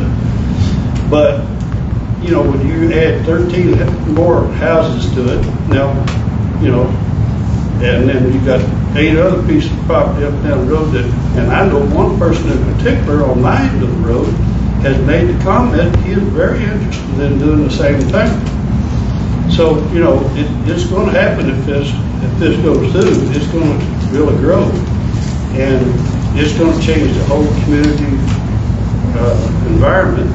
And I don't know, the county has trouble, you know, now keeping the road, but they're pretty much showed that there's no interest in widening or, you know, making a better road through there.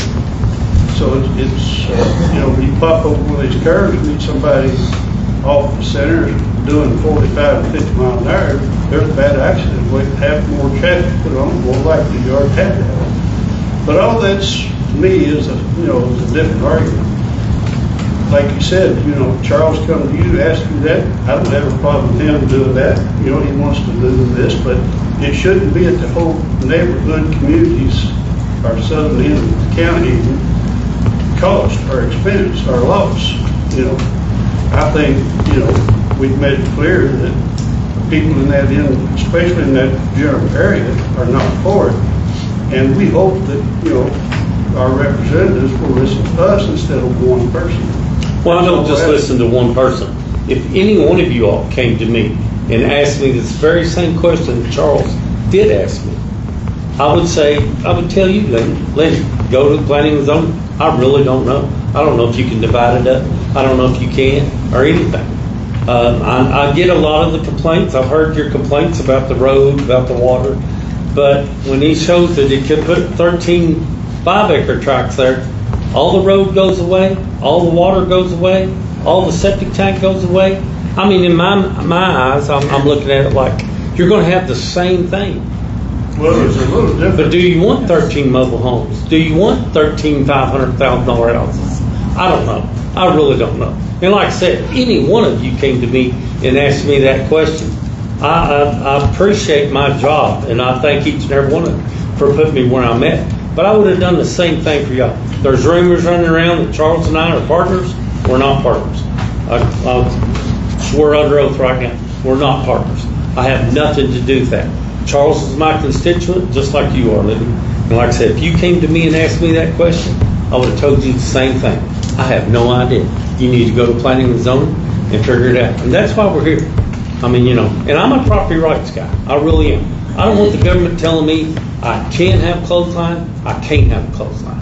And that's why I'm here. If all y'all think I should recuse myself, I mean, I represent all you all, but I represent a lot of other people too. So I'm learning in this stage too as we're going through it.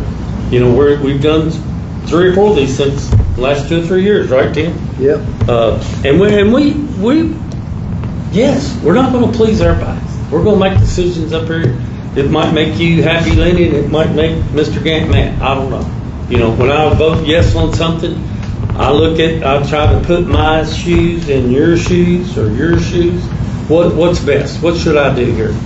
I do know we don't have any affordable housing. I don't know what our children's going to do. Do we do this on every piece of property that comes up? I don't know. Y'all help me. I'm willing to learn. Well, we can appreciate your representation and individually when we come to you in your direction, like that you send him in. That, you know, there's nothing wrong with that. That's doing your job.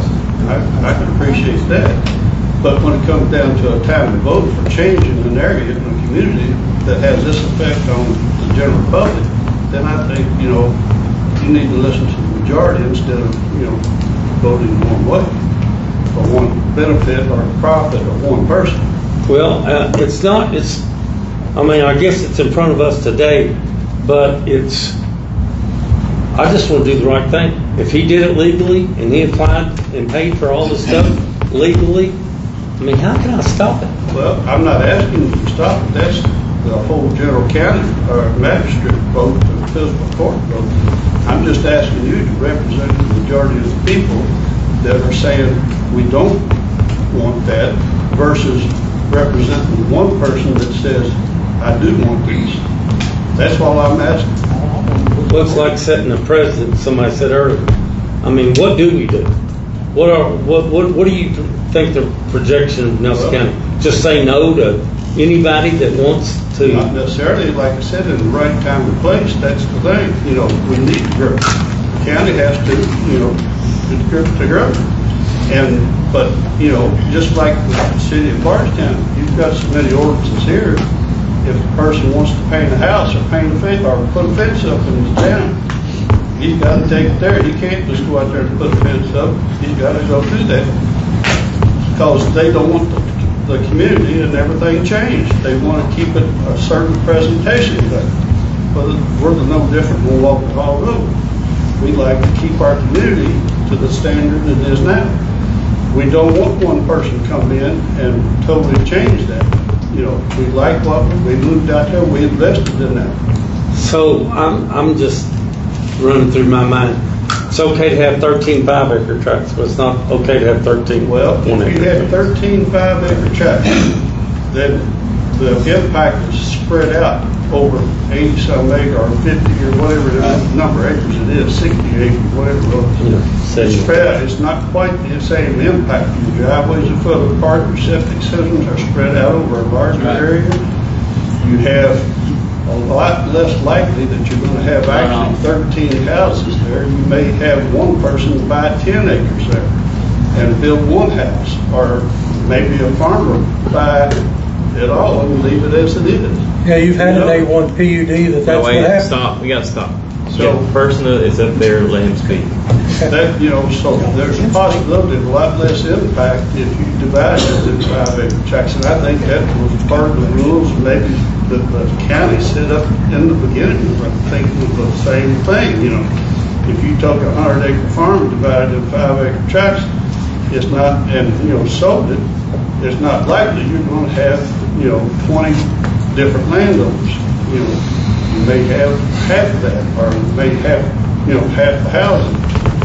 So, I don't know, I'll take my chances at 5-acre tracts before I would, you know, 13 houses on one part, and then 10 years down the road, the county changes the rules again, just through whatever process is available, and then another 13 more, or my next door neighbor doing the same thing on his end. I do want to apologize. I'm not meaning to pick on you in any way. I hope you understand it. Yeah, I think you and I have had conversations, and I think you understand how I am. Yes. I think I understand. You mentioned the impact of the 13 lots either way.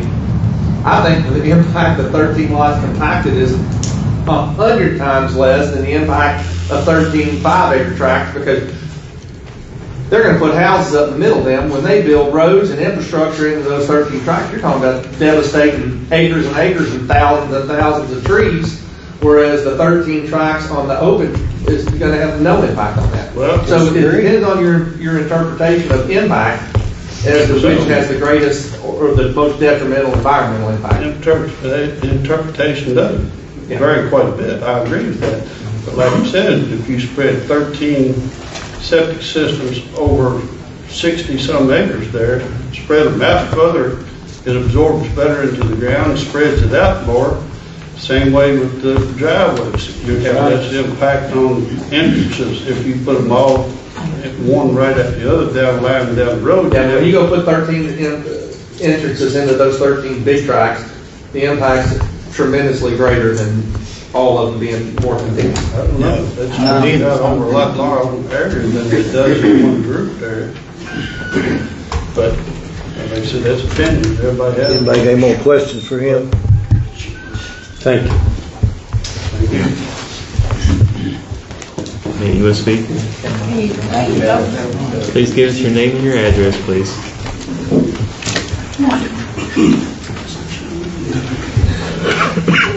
1186 Coon Hollow Road. I don't have a problem with somebody improving the property. I mean, and I wouldn't want somebody telling me how I could improve my property.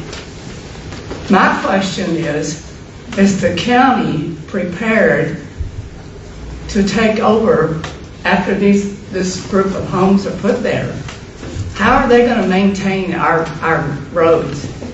I live on Coon Hollow Road, and we don't have any road signs for curbs. We don't have speed limit signs. And I don't know how much is on Walter Hall, but that's my main concern. What's the county going to do to help maintain these roads when all these extra cars are on here? And I realize that depends on the money that's available. But I think that's a big issue that we need to think about. And as far as Charles and the family building up, I don't have a problem with that. Is that going to be okay for me to put 13 houses on my property? I'd say if you meet the planning and zoning regulations, it would be up to you. It was my understanding that we have to have, if you own a farm, you're allowed one trailer on that farm, or you can only sell off 5-acre tracts. Is this a new law that I don't know about? Well, I think this law, Sean, can I ask Sean to? I mean, Not you're really. really getting, it's not Okay. really relevant to what we're. I really don't know, Wanda. I wish I did. I'll go back to what I said at the beginning when Charles first approached me about it. I said, I have no idea. And I didn't. I'll be really truthful. I said, you'll have to go through planning and zoning and figure it out. This A1 PUD thing, I'm learning more about it every day, every minute I'm sitting it. It's a special thing that's in the comprehensive plan. I think they've applied by every rule that went to it. They could have got 14 1-acre lots, and they backed down to 13 because that's how many 5-acre tracts they could have got, to my understanding. I may be saying this all totally wrong. But that's why I asked Sean earlier about, is it in the regs and is it in the comprehensive plan? People read the comprehensive plan different. I read it different than you read it. And you're reading stuff that people's told you. You could only put one trailer on it, and then you got something 5-acre tract. I really don't know why. I wish I did. All I know is we don't have any lots. I don't know of a lot that's for sale in my district. A guy just put 5 acres up on my road, Nat Rogers Road, last weekend. $150,000 for 5 acres of ground. And my children can't afford that. I don't know how many children in this room can afford that. Maybe everybody in here can. I don't know, but I don't think my children can. $150,000 for a 5-acre tract. I just think something's got to be done. There's not a lot in my district that I know of. Greenbrier, New Hope, Culvertown, New Haven, Balltown, my whole district. I don't know where lots for sale. I don't know. I don't know what the answer is either. I just told Charles when he came to me, he had to go see planning and zoning because of the rules and regs. I think he went to them. They told him everything they had to do, and Mr. Jones said that they turned it down for comprehensive plan. Our comprehensive plan is very outdated. I get it. Rural areas, rural area. I get it. I live in rural. I live out in the county because I want to be in the county. I don't want to be in the city, and I don't think my kids want to be in the city. So I'll just shut up. But I understand what you're saying. And we'll go back and answer that one question about roads, maintenance of roads, the width of the roads and signs. And our road department does a good job, and we have bought more and more equipment in the last few years as far as keeping them mowed off and cleaned up. You got to have a demand as far as the road widths. We have widened roads. We put shoulders on roads. I don't know particularly some in that area because it's rural, but you got to have a demand before basically you can do it. And then again, like you said, the money, you got to have the money. Signage is no problem. Somebody said earlier they didn't put up signs, so I don't know if they got signs. There's one speed limit on the. Because you put up signs, I've pretty well witnessed that. I don't care if you put 100 signs down the road, that don't mean they're going to follow it, You know how that is. Anyway, I just want to answer that question. If there's a demand in the county, the cart before the horse or the horse before the cart. So that's kind of the answer to that question. regardless if this goes through or doesn't go through. So they was riding the road for 13 acres, Well- under 13,000. Guys, we're kind of off. No, not in base. that subject, I'm talking about in general, the whole county, we've widened a lot They of couldn't them. afford to put a cover in Does it. anything in this area? I live neighbor to her. No, I want to answer her question. I know, but we don't. Any more questions for you? I have a question for Wanda. She's my neighbor, a good neighbor. Have you ever been close to getting run over or hit by other vehicles on that road? Yes. Coon Holler, Water Hall? I have too. All right, thank you. Anybody else who wishes to speak in office? Thank you. All right, please go up there, state your name and address, and try to keep it to things that have not been already spoken. Jimmy Bagley, 7035 Coon Hall Road. What everybody seems like they're talking about is the filter system of water. Who actually purchased it? I know Mr. Lamoe here used to work as county engineer, right? Correct. And who do you work for now? I'm working for Charles on this project. Okay, well, that's a conflict of interest probably, I mean, to me. It's not a yes. conflict of interest. Why? Because I'm retired. So, from the county. I've been retired. Listen, you asked why. Okay, I've go been ahead. retired for almost 10 years now, and I do some engineering consulting on the side. Some of it's for log steel, correct? Yes, I work with them. Okay. And I have a few other things. So who actually does the holes and check the perk system? We Because I have live the a mile health down the road department, and I don't work. you pay a fee and the health department comes out, we have to provide the backhoe, Charles has to provide the backhoe. She does 13 holes, and she did the report. If the hose came back and said it's filling weight means bringing soil in, you gotta wait a year, or you had a lagoon system, it wouldn't have been an acceptable site. If you read the report, filling weight, lagoon systems, none. So the site's a good site for septic systems. Y'all can argue all you want, but it's a good But how site. come nobody else seems to pass in the whole neighborhood I except don't for know what's this one? passing when you're on septic system failing. Have you Yeah. called the health department? They come look Yeah, at it. You can dig more lines if you want. Well, that's the same thing as runoff. You're gonna get more lines you dig, the more runoff you're gonna get, correct? Curtain drains? We may have curtain drains, a couple of them may have curtain drains, that's not. So you're getting more abnormal runoff. system. That's what I'm saying. I was gonna contradict a few things if you want me to say what it is now. Mr. Jones is worried about water running on him, it's not gonna run on him. The reason this is a good site, another reason it's a good site, his land tilts to the back. And the land is gonna be maintained as a A1 50-acre lot, tilts to it, so. So it's running on this guy here drainway. got the horses, correct? There's a drainway in between all the runoff goes to the existing drainway. It leaves the property, it leaves the 1 acre tract, go on to the property that's on the leftover property and drains off down. Off down a hill into this guy's property, correct or not? It's a natural drainway where the stormwater runs off as it is and as it always is. There's never going to be a change in the water runoff. Well, I'm like the rest of them, I'd rather see a 5 acre tract than an acre tract, and they can say what they want up here, but you'd rather have a 5 acre tract you would a 1 acre tract.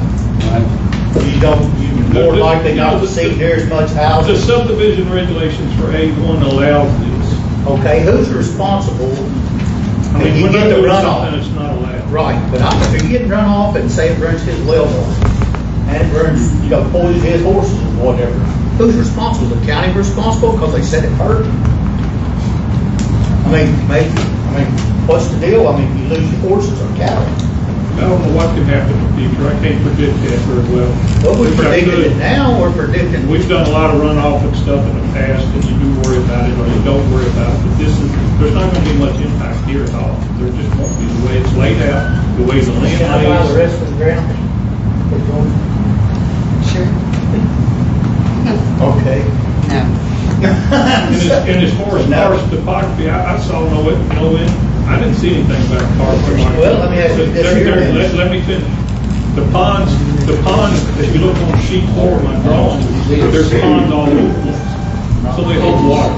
So I don't see a bunch of cave structures and stuff, so just water just couldn't. Somebody just said they dug a pond and it's never held water. I don't know about That'd be that. mine. That's you, wasn't it? The one across the road. Okay, we gotta stop. This is What not a we're talking question, about this the- is not a question and answer session. You need to give your comments. Well, my comment is, and I want who's responsible if it don't work and it runs off on this guy's horses or into his water system, the county. And either, there is no answer for that. They Yes, don't it have to is. answer I that. answer that question. And, That goes to another the, thing is like- oh, Jimmy, that goes to the health department. I've done hundreds of these things. Again, not related to this zoning. You got a health department, follows the state law, got to follow the EPA law, and it comes to septic tanks and lateral beds and curtain drains and pumps. And I've put in hundreds of them personally. Never had a failure, not one. It's a health department rule. It's not a county rule, it's a health department rule. So the health department. It's a health department rule. If it runs off and we have complaints that we do, they gotta call them out there and they gotta put in new lines, they gotta put whatever they gotta do to fix it. It's up to that landowner to prepare and fix that. He can't run sewage on your neighboring property. It's illegal. How you gonna know if it's gonna run until you build it?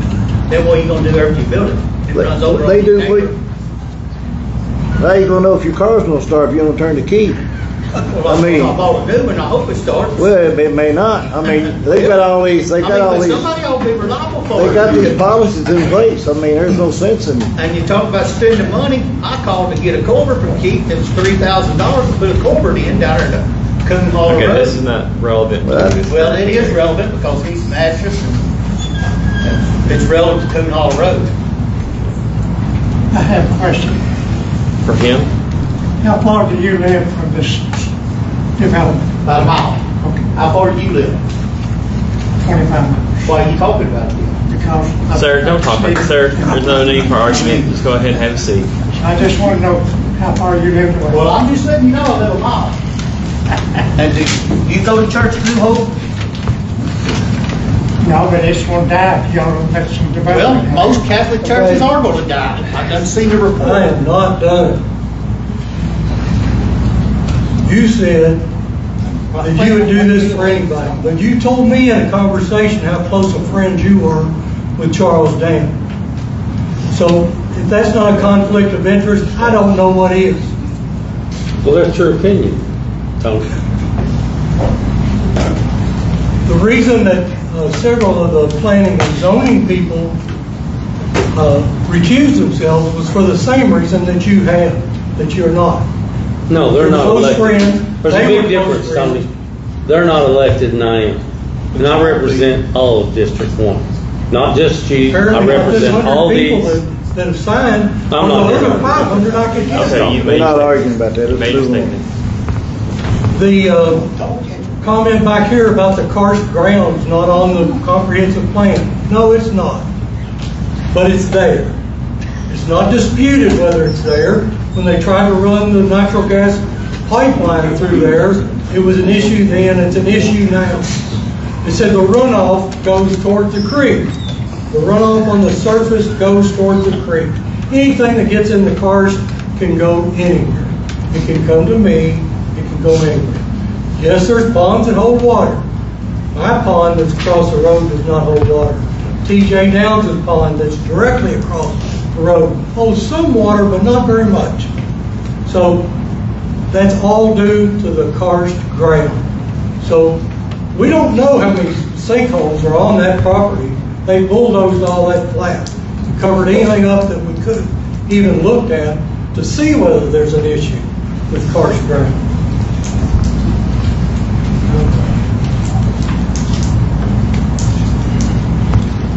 Is there anyone else that wishes to speak in opposite? All right. You need to be very brief. No, Keith, you gave the applicant good advice when you said go to the planning commission and find out what can be done, what can't be done. That's what they did, and the commission voted his request down unanimously.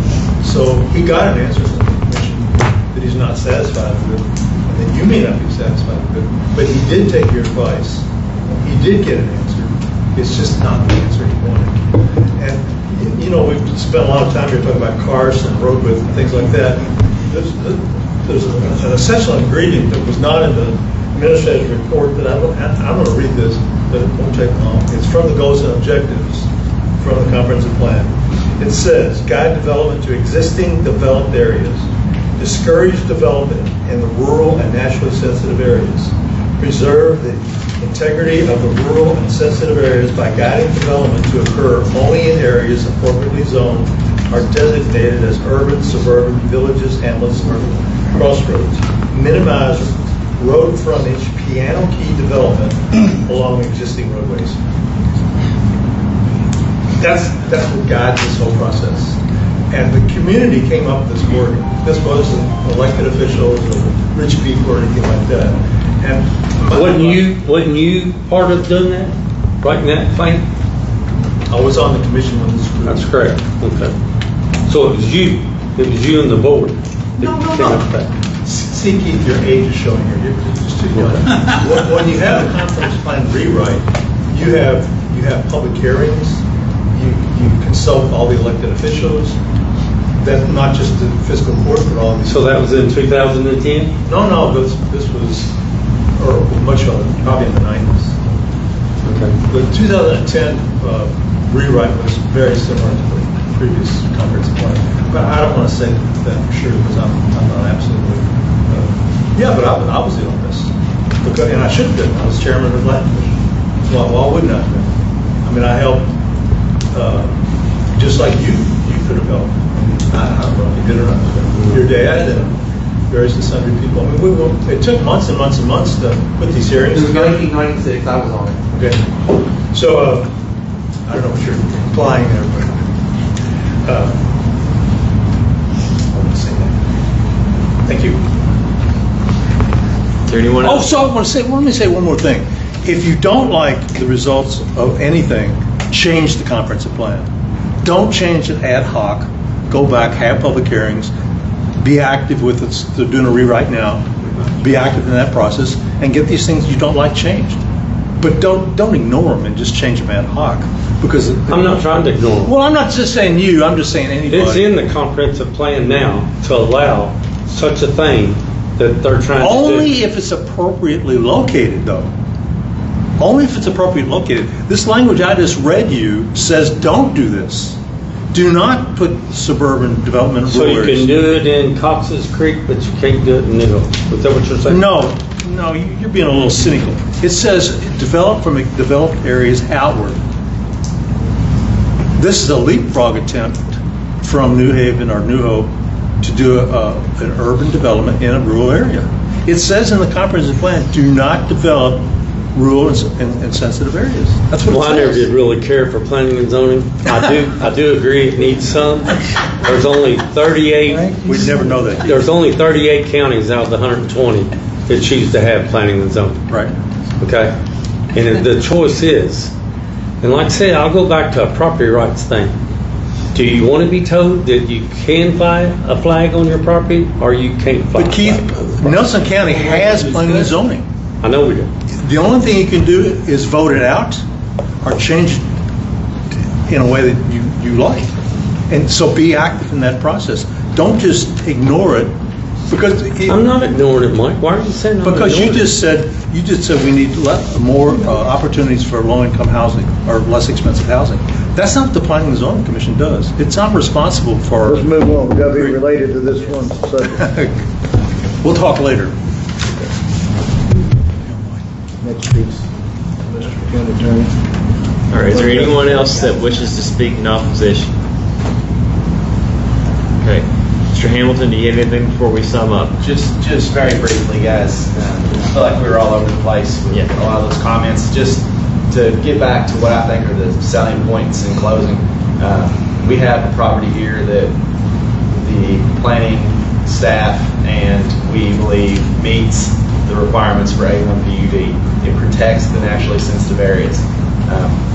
The justification is the substantial economic and social change that have come with the distillery and the development that have occurred within 2 miles. We believe that justifies this zoning application, the change to A1 PUD.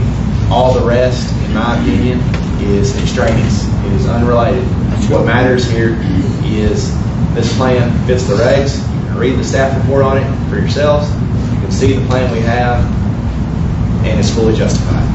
Thank you all, and we ask that you would approve this application. At this point, no, we're not gonna, there's no more questions. I want to ask the lawyer, I want to ask him a question. About what he said? Do you have a map? Could I have a copy of that map? At this point, I'm going to close off the evidence in the hearing, since everybody's had a chance to speak. Can I ask Sean a question? I've been waiting this whole time to ask Sean a question. You want to call up your witness, that's fine. Please.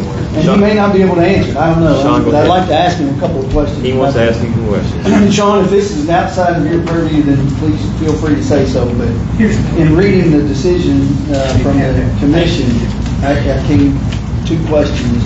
And I've been looking, I wasn't just scrolling Facebook, I promise. I've been reading through the comprehensive plan, trying to find the answer to this. The definition of naturally sensitive. Can you point me that in the comprehensive plan? I looked in 8.2 where this is addressed, and I don't see it. What I read on there in regard to that is that natural sensitive areas are defined as those that are developmentally challenged through either topography or floodplain, flood-prone areas. That's about all it really said.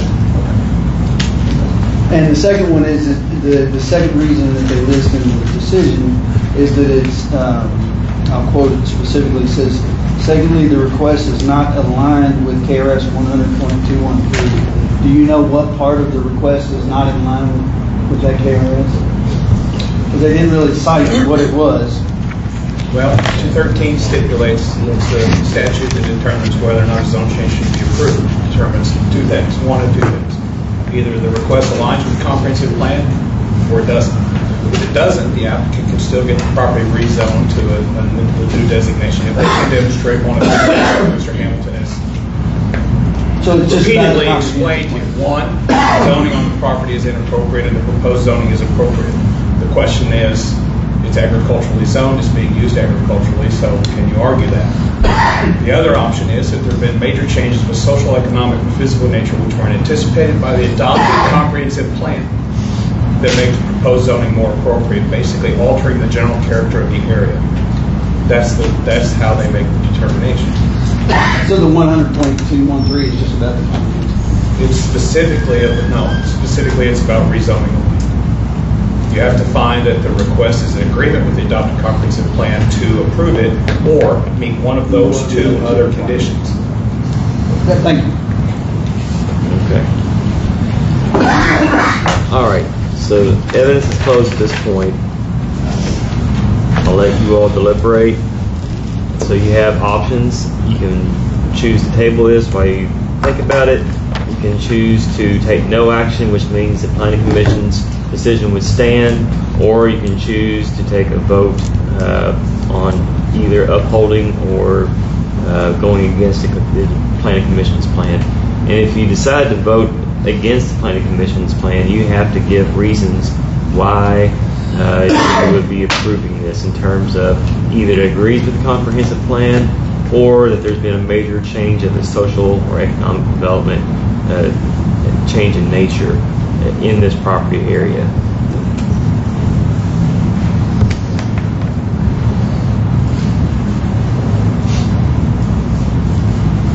If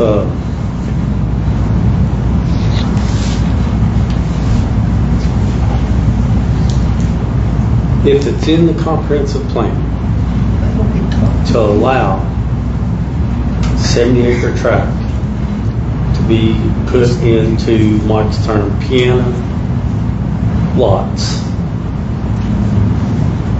through this A1 PUD, and it met all the... No, I think it's not in the comprehensive plan. It's in the zoning. It's in the rezone. Rezone. It's in the zoning regulations. Yes. Zoning ordinance. That's a little bit confusing. The hang up on the comprehensive plan is one that we all agree about that. 2, the comprehensive plan strictly states that we're going to create this cluster of homes. It needs to be in conjunction with other like similar areas. Like the guy, I don't know who it was, talked about leaf road, makes it almost, where that's why it was probably shut down in Clinton or something. So, in order, ideally, if it was New Hope, and you owned the farm there, one of Thompson's owned, and he wanted to put 13 houses down in his area, it's most likely to pass planning zone there than it would be here.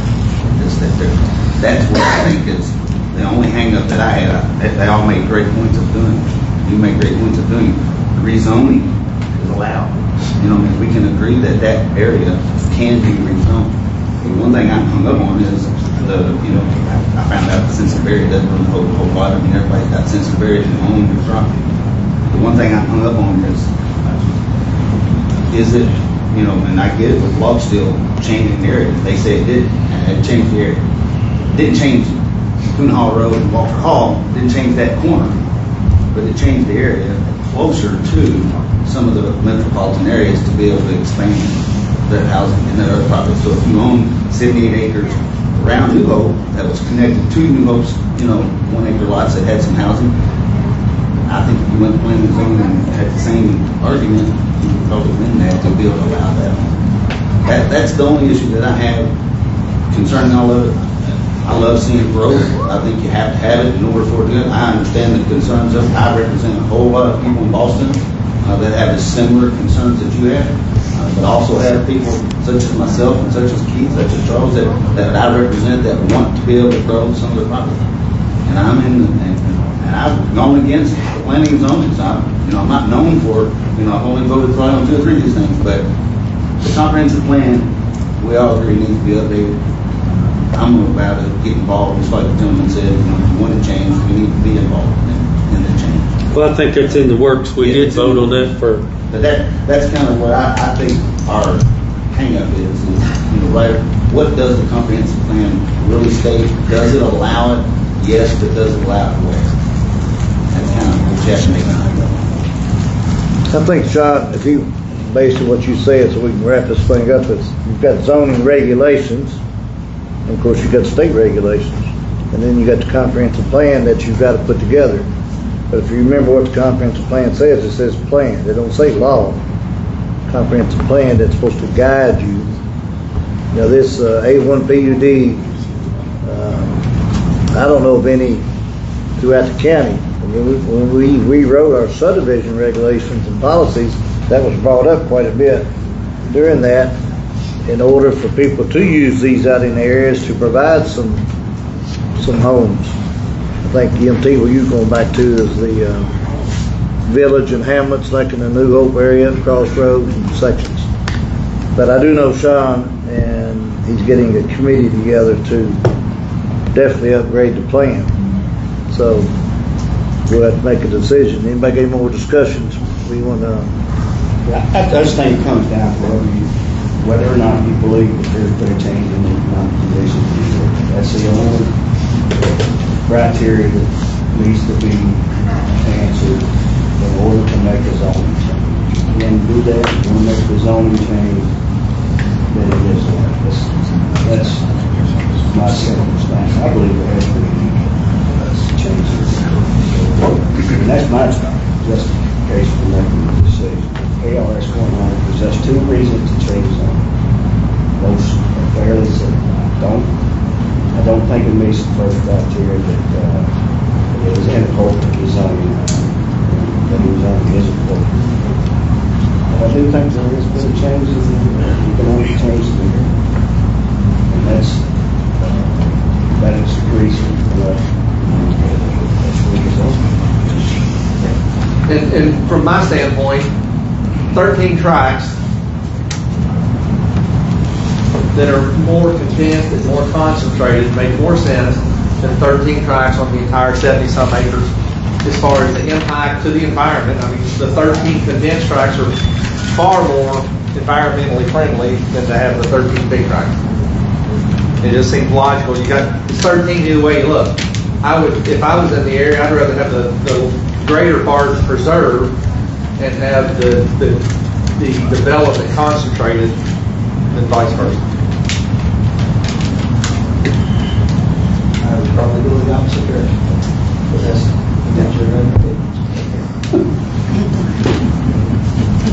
Is there anybody do have a motion in order?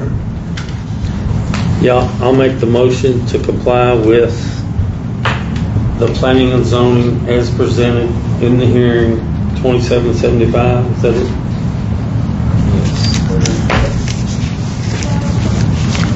2775.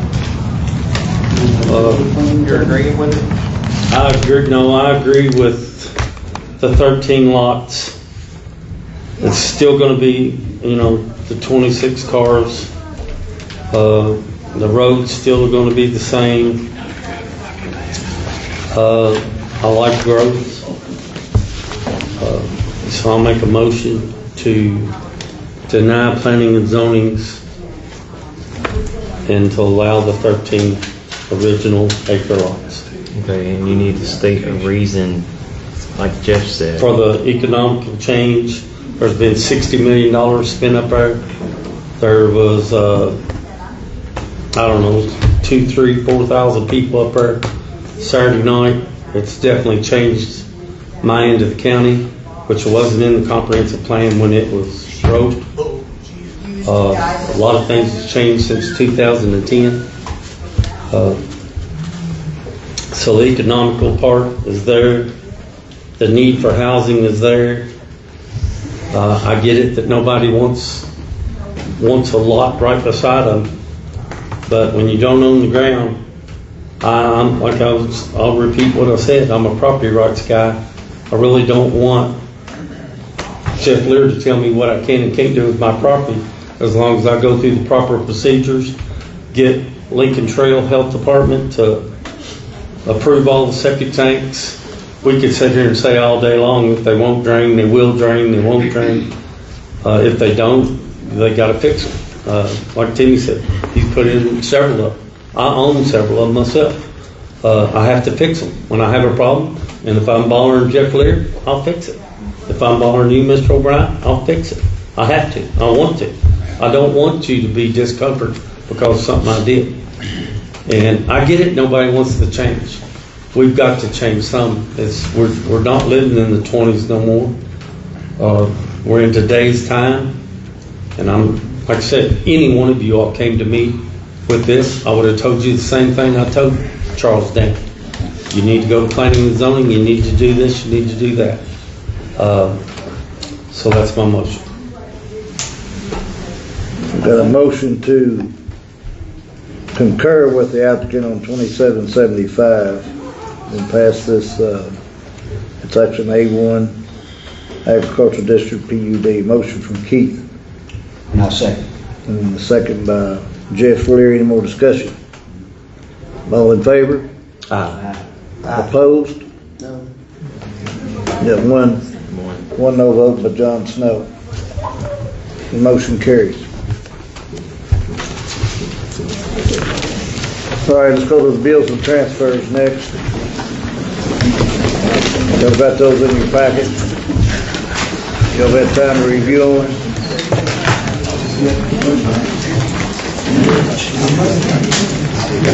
Thank you, I appreciate the time.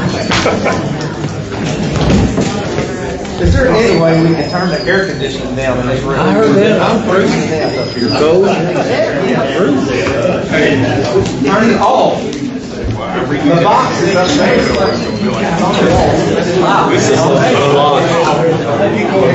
Hey, I need to make a motion to go out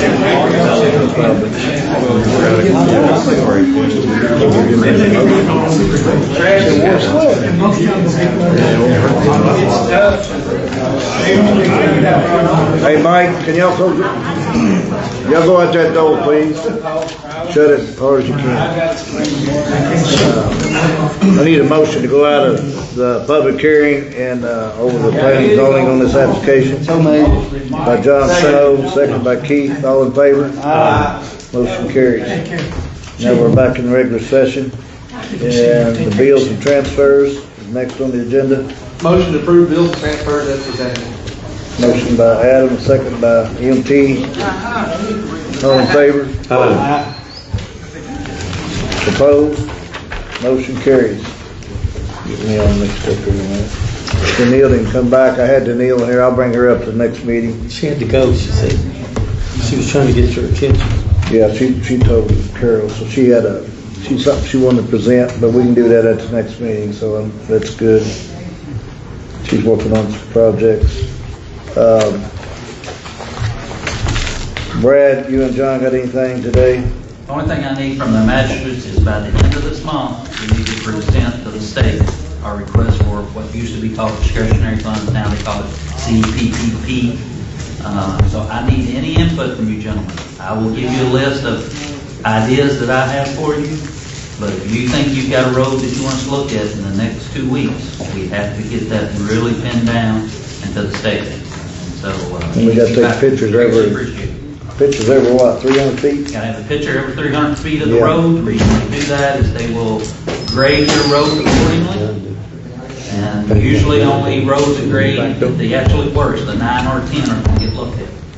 Yeah. I know there's not been a lot of counties submit so far because it is harder this time to submit. Yeah. Chris is out riding some of the lists I have now. And again, I'll give you the list I have, but don't think that's the only ones we can apply for, just some of my thoughts. Yeah. They changed the guidelines on it in this next session, so. Is the lower part of Woodlawn Road on that list? Nope, and we can put it on there. I'll give you, let's just mark it up and give it back to them. Now, they're gonna look at these and rate these roads, you know, if it don't, maybe get a few 9s in there, but if it doesn't rate as a 10, it's gonna be pretty difficult, I think. But anyway, we're gonna apply for as many as we can. Now, the thing you gotta remember is it a 80-20? 80-20 is what we have to do. We have to put up 20% of the money, and, we'll just have to see what our budget looks like. That's it, yeah. John? No, that's it. They're still moving, and he said on Hurricane Hills, he's Still moving along, we're on the north side of the lake on Hurricane Hills. We did find a pretty big cave in there, but we're relocating a water line to go around that, put steel casing over that, and then go around it. See how they will deal with this one. I was talking to him the other day, and he said everything's running pretty good. Hit a lot of rock, of course, but Big enough for me to get in? I'd like to go look at it. You can get in, but it's a hole about that big to get in, and then it opens up really big, but I just be worried about getting out of it. you could possibly you may want to try to hide it again. Yeah, I might have to make it buried there. So, just that and garbage for 1 day delay. So we'll do that. 1,000 phone calls about that day. Okay, thank y'all for that. Anybody got any questions for them? And then the administrative code, did we get that to those guys, to the magistrates? We changed one little thing in there about the public comment. Brad, you want to elaborate on that a little bit? So in January of 2023, when this present court came in, you guys added into the administrative code, placed in the agendas for public comment that had not been there previously. When I redrafted it in 2023, it had not been added to the version that I had. So when we redid it, I did not put it back in there. That was an oversight on our part. Chip found that, pointed it out, and we have put it back into this version. So the only change to this 40-page document is on page 6, under section 5, we added in a section E, which said that there will be a section, an order of business called public comment, and will allow for citizen input, 3 minutes per person. And the order can be determined by the judge, but it cannot be removed without a unanimous consent vote by you guys. Pretty simple. Everything else in here that's in red is just to conform with the current dates and everything. And we would like to put this on for first reading, please. Motion approved, first reading of the administrative code. Motion from Adam, second by Jeff. Any more discussion? All in favor? Aye. Opposed? Motion carries. Chip, you have, Yeah, very simple.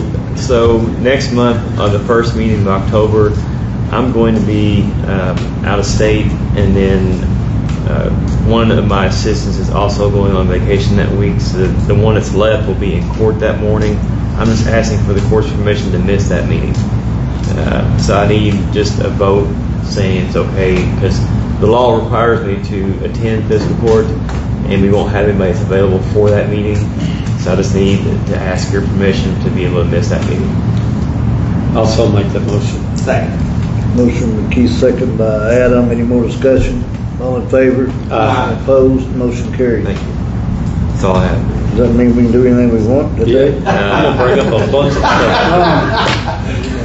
I'm worried about getting sued or going to jail. I think we ought to keep it short. Get buried. I agree. Get I buried. think Jeff has the right idea. To find that cave. Judge, if we can, while Chip's up, can we do the second reading of the drainage ordinance while we're in Chip? Yeah, I've got it. I mean, your floodplain ordinance. I've got it here. We get it Yes. now. That's fine. So there have been no changes to the floodplain ordinance since it was presented at the last meeting by Brad Metcalf. This was to make, I believe, some definitional changes that were requested by the state. That's correct. So there's been no changes to it since the first reading, and we'd ask the court to go ahead and pass that so we can get it advertised in effect. I'll make the motion, we approve it on the second reading for the changes to the floodplain ordinance. The motion by John, Yes, sir. Second. and second by Adam. All in favor? Aye. Opposed? Motion carries. Sign that, sir. Okay, we just did that. Magistrates team reports, Keith. No report. Jeff. No report. John. No, sir. Adam. No. MT. New hires, I had landfill solid waste, Connor Underwood will be a driver tipper with a full-time position. Motion to approve new hire list. Motion from Adam and second by Jeff. All in favor? Aye. Opposed? Motion carries. We have a bid from Snail, I guess that's how you say that. You'll see that. It was under the insurance that the gentleman that hit the courthouse, and we got a $21,800 to repair. This company is, and it all, 100% it's gonna be insurance, I think. That's the same company that did the tuck pointing and the bell tower, so they have experience with the building. You'll get a copy of that? Yeah. Good. I need a motion to accept this I'll make a bid. motion to accept the bid proposal to repair the masonry damage to the courthouse. Motion from Adam, I'll second. second by Keith, all in favor? Aye. Opposed, motion carries.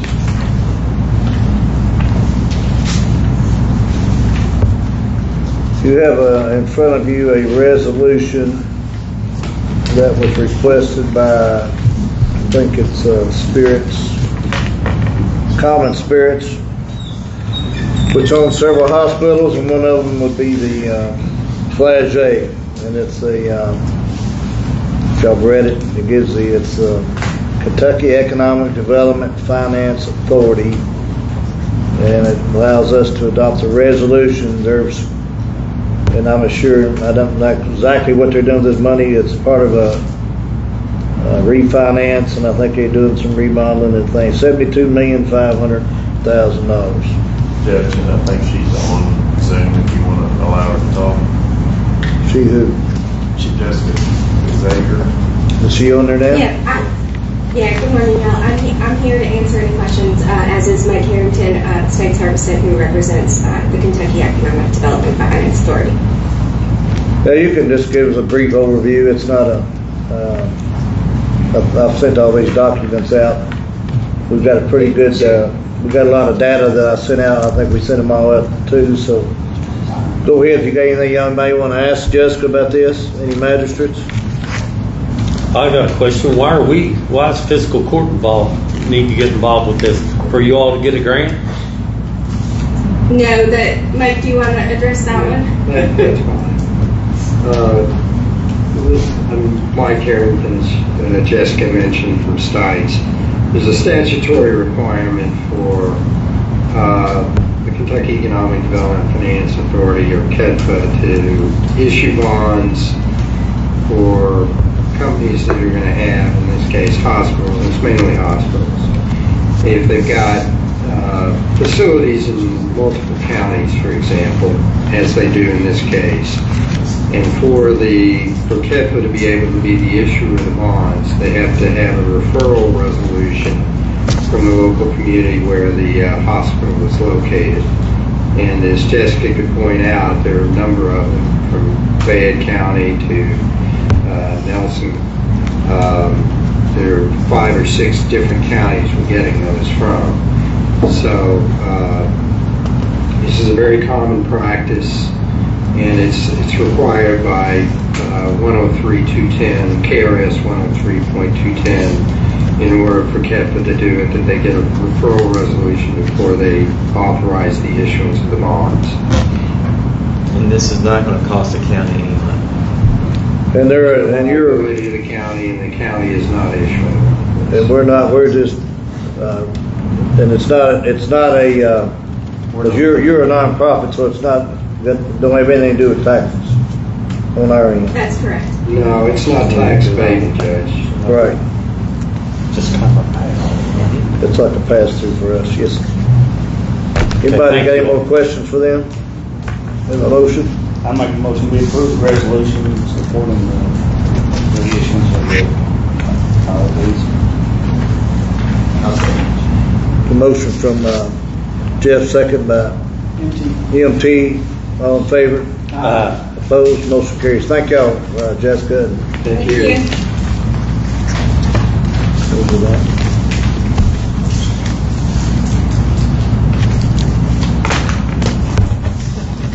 The deal's back. This one just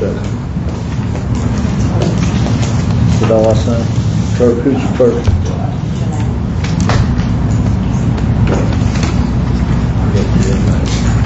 I got Danielle back.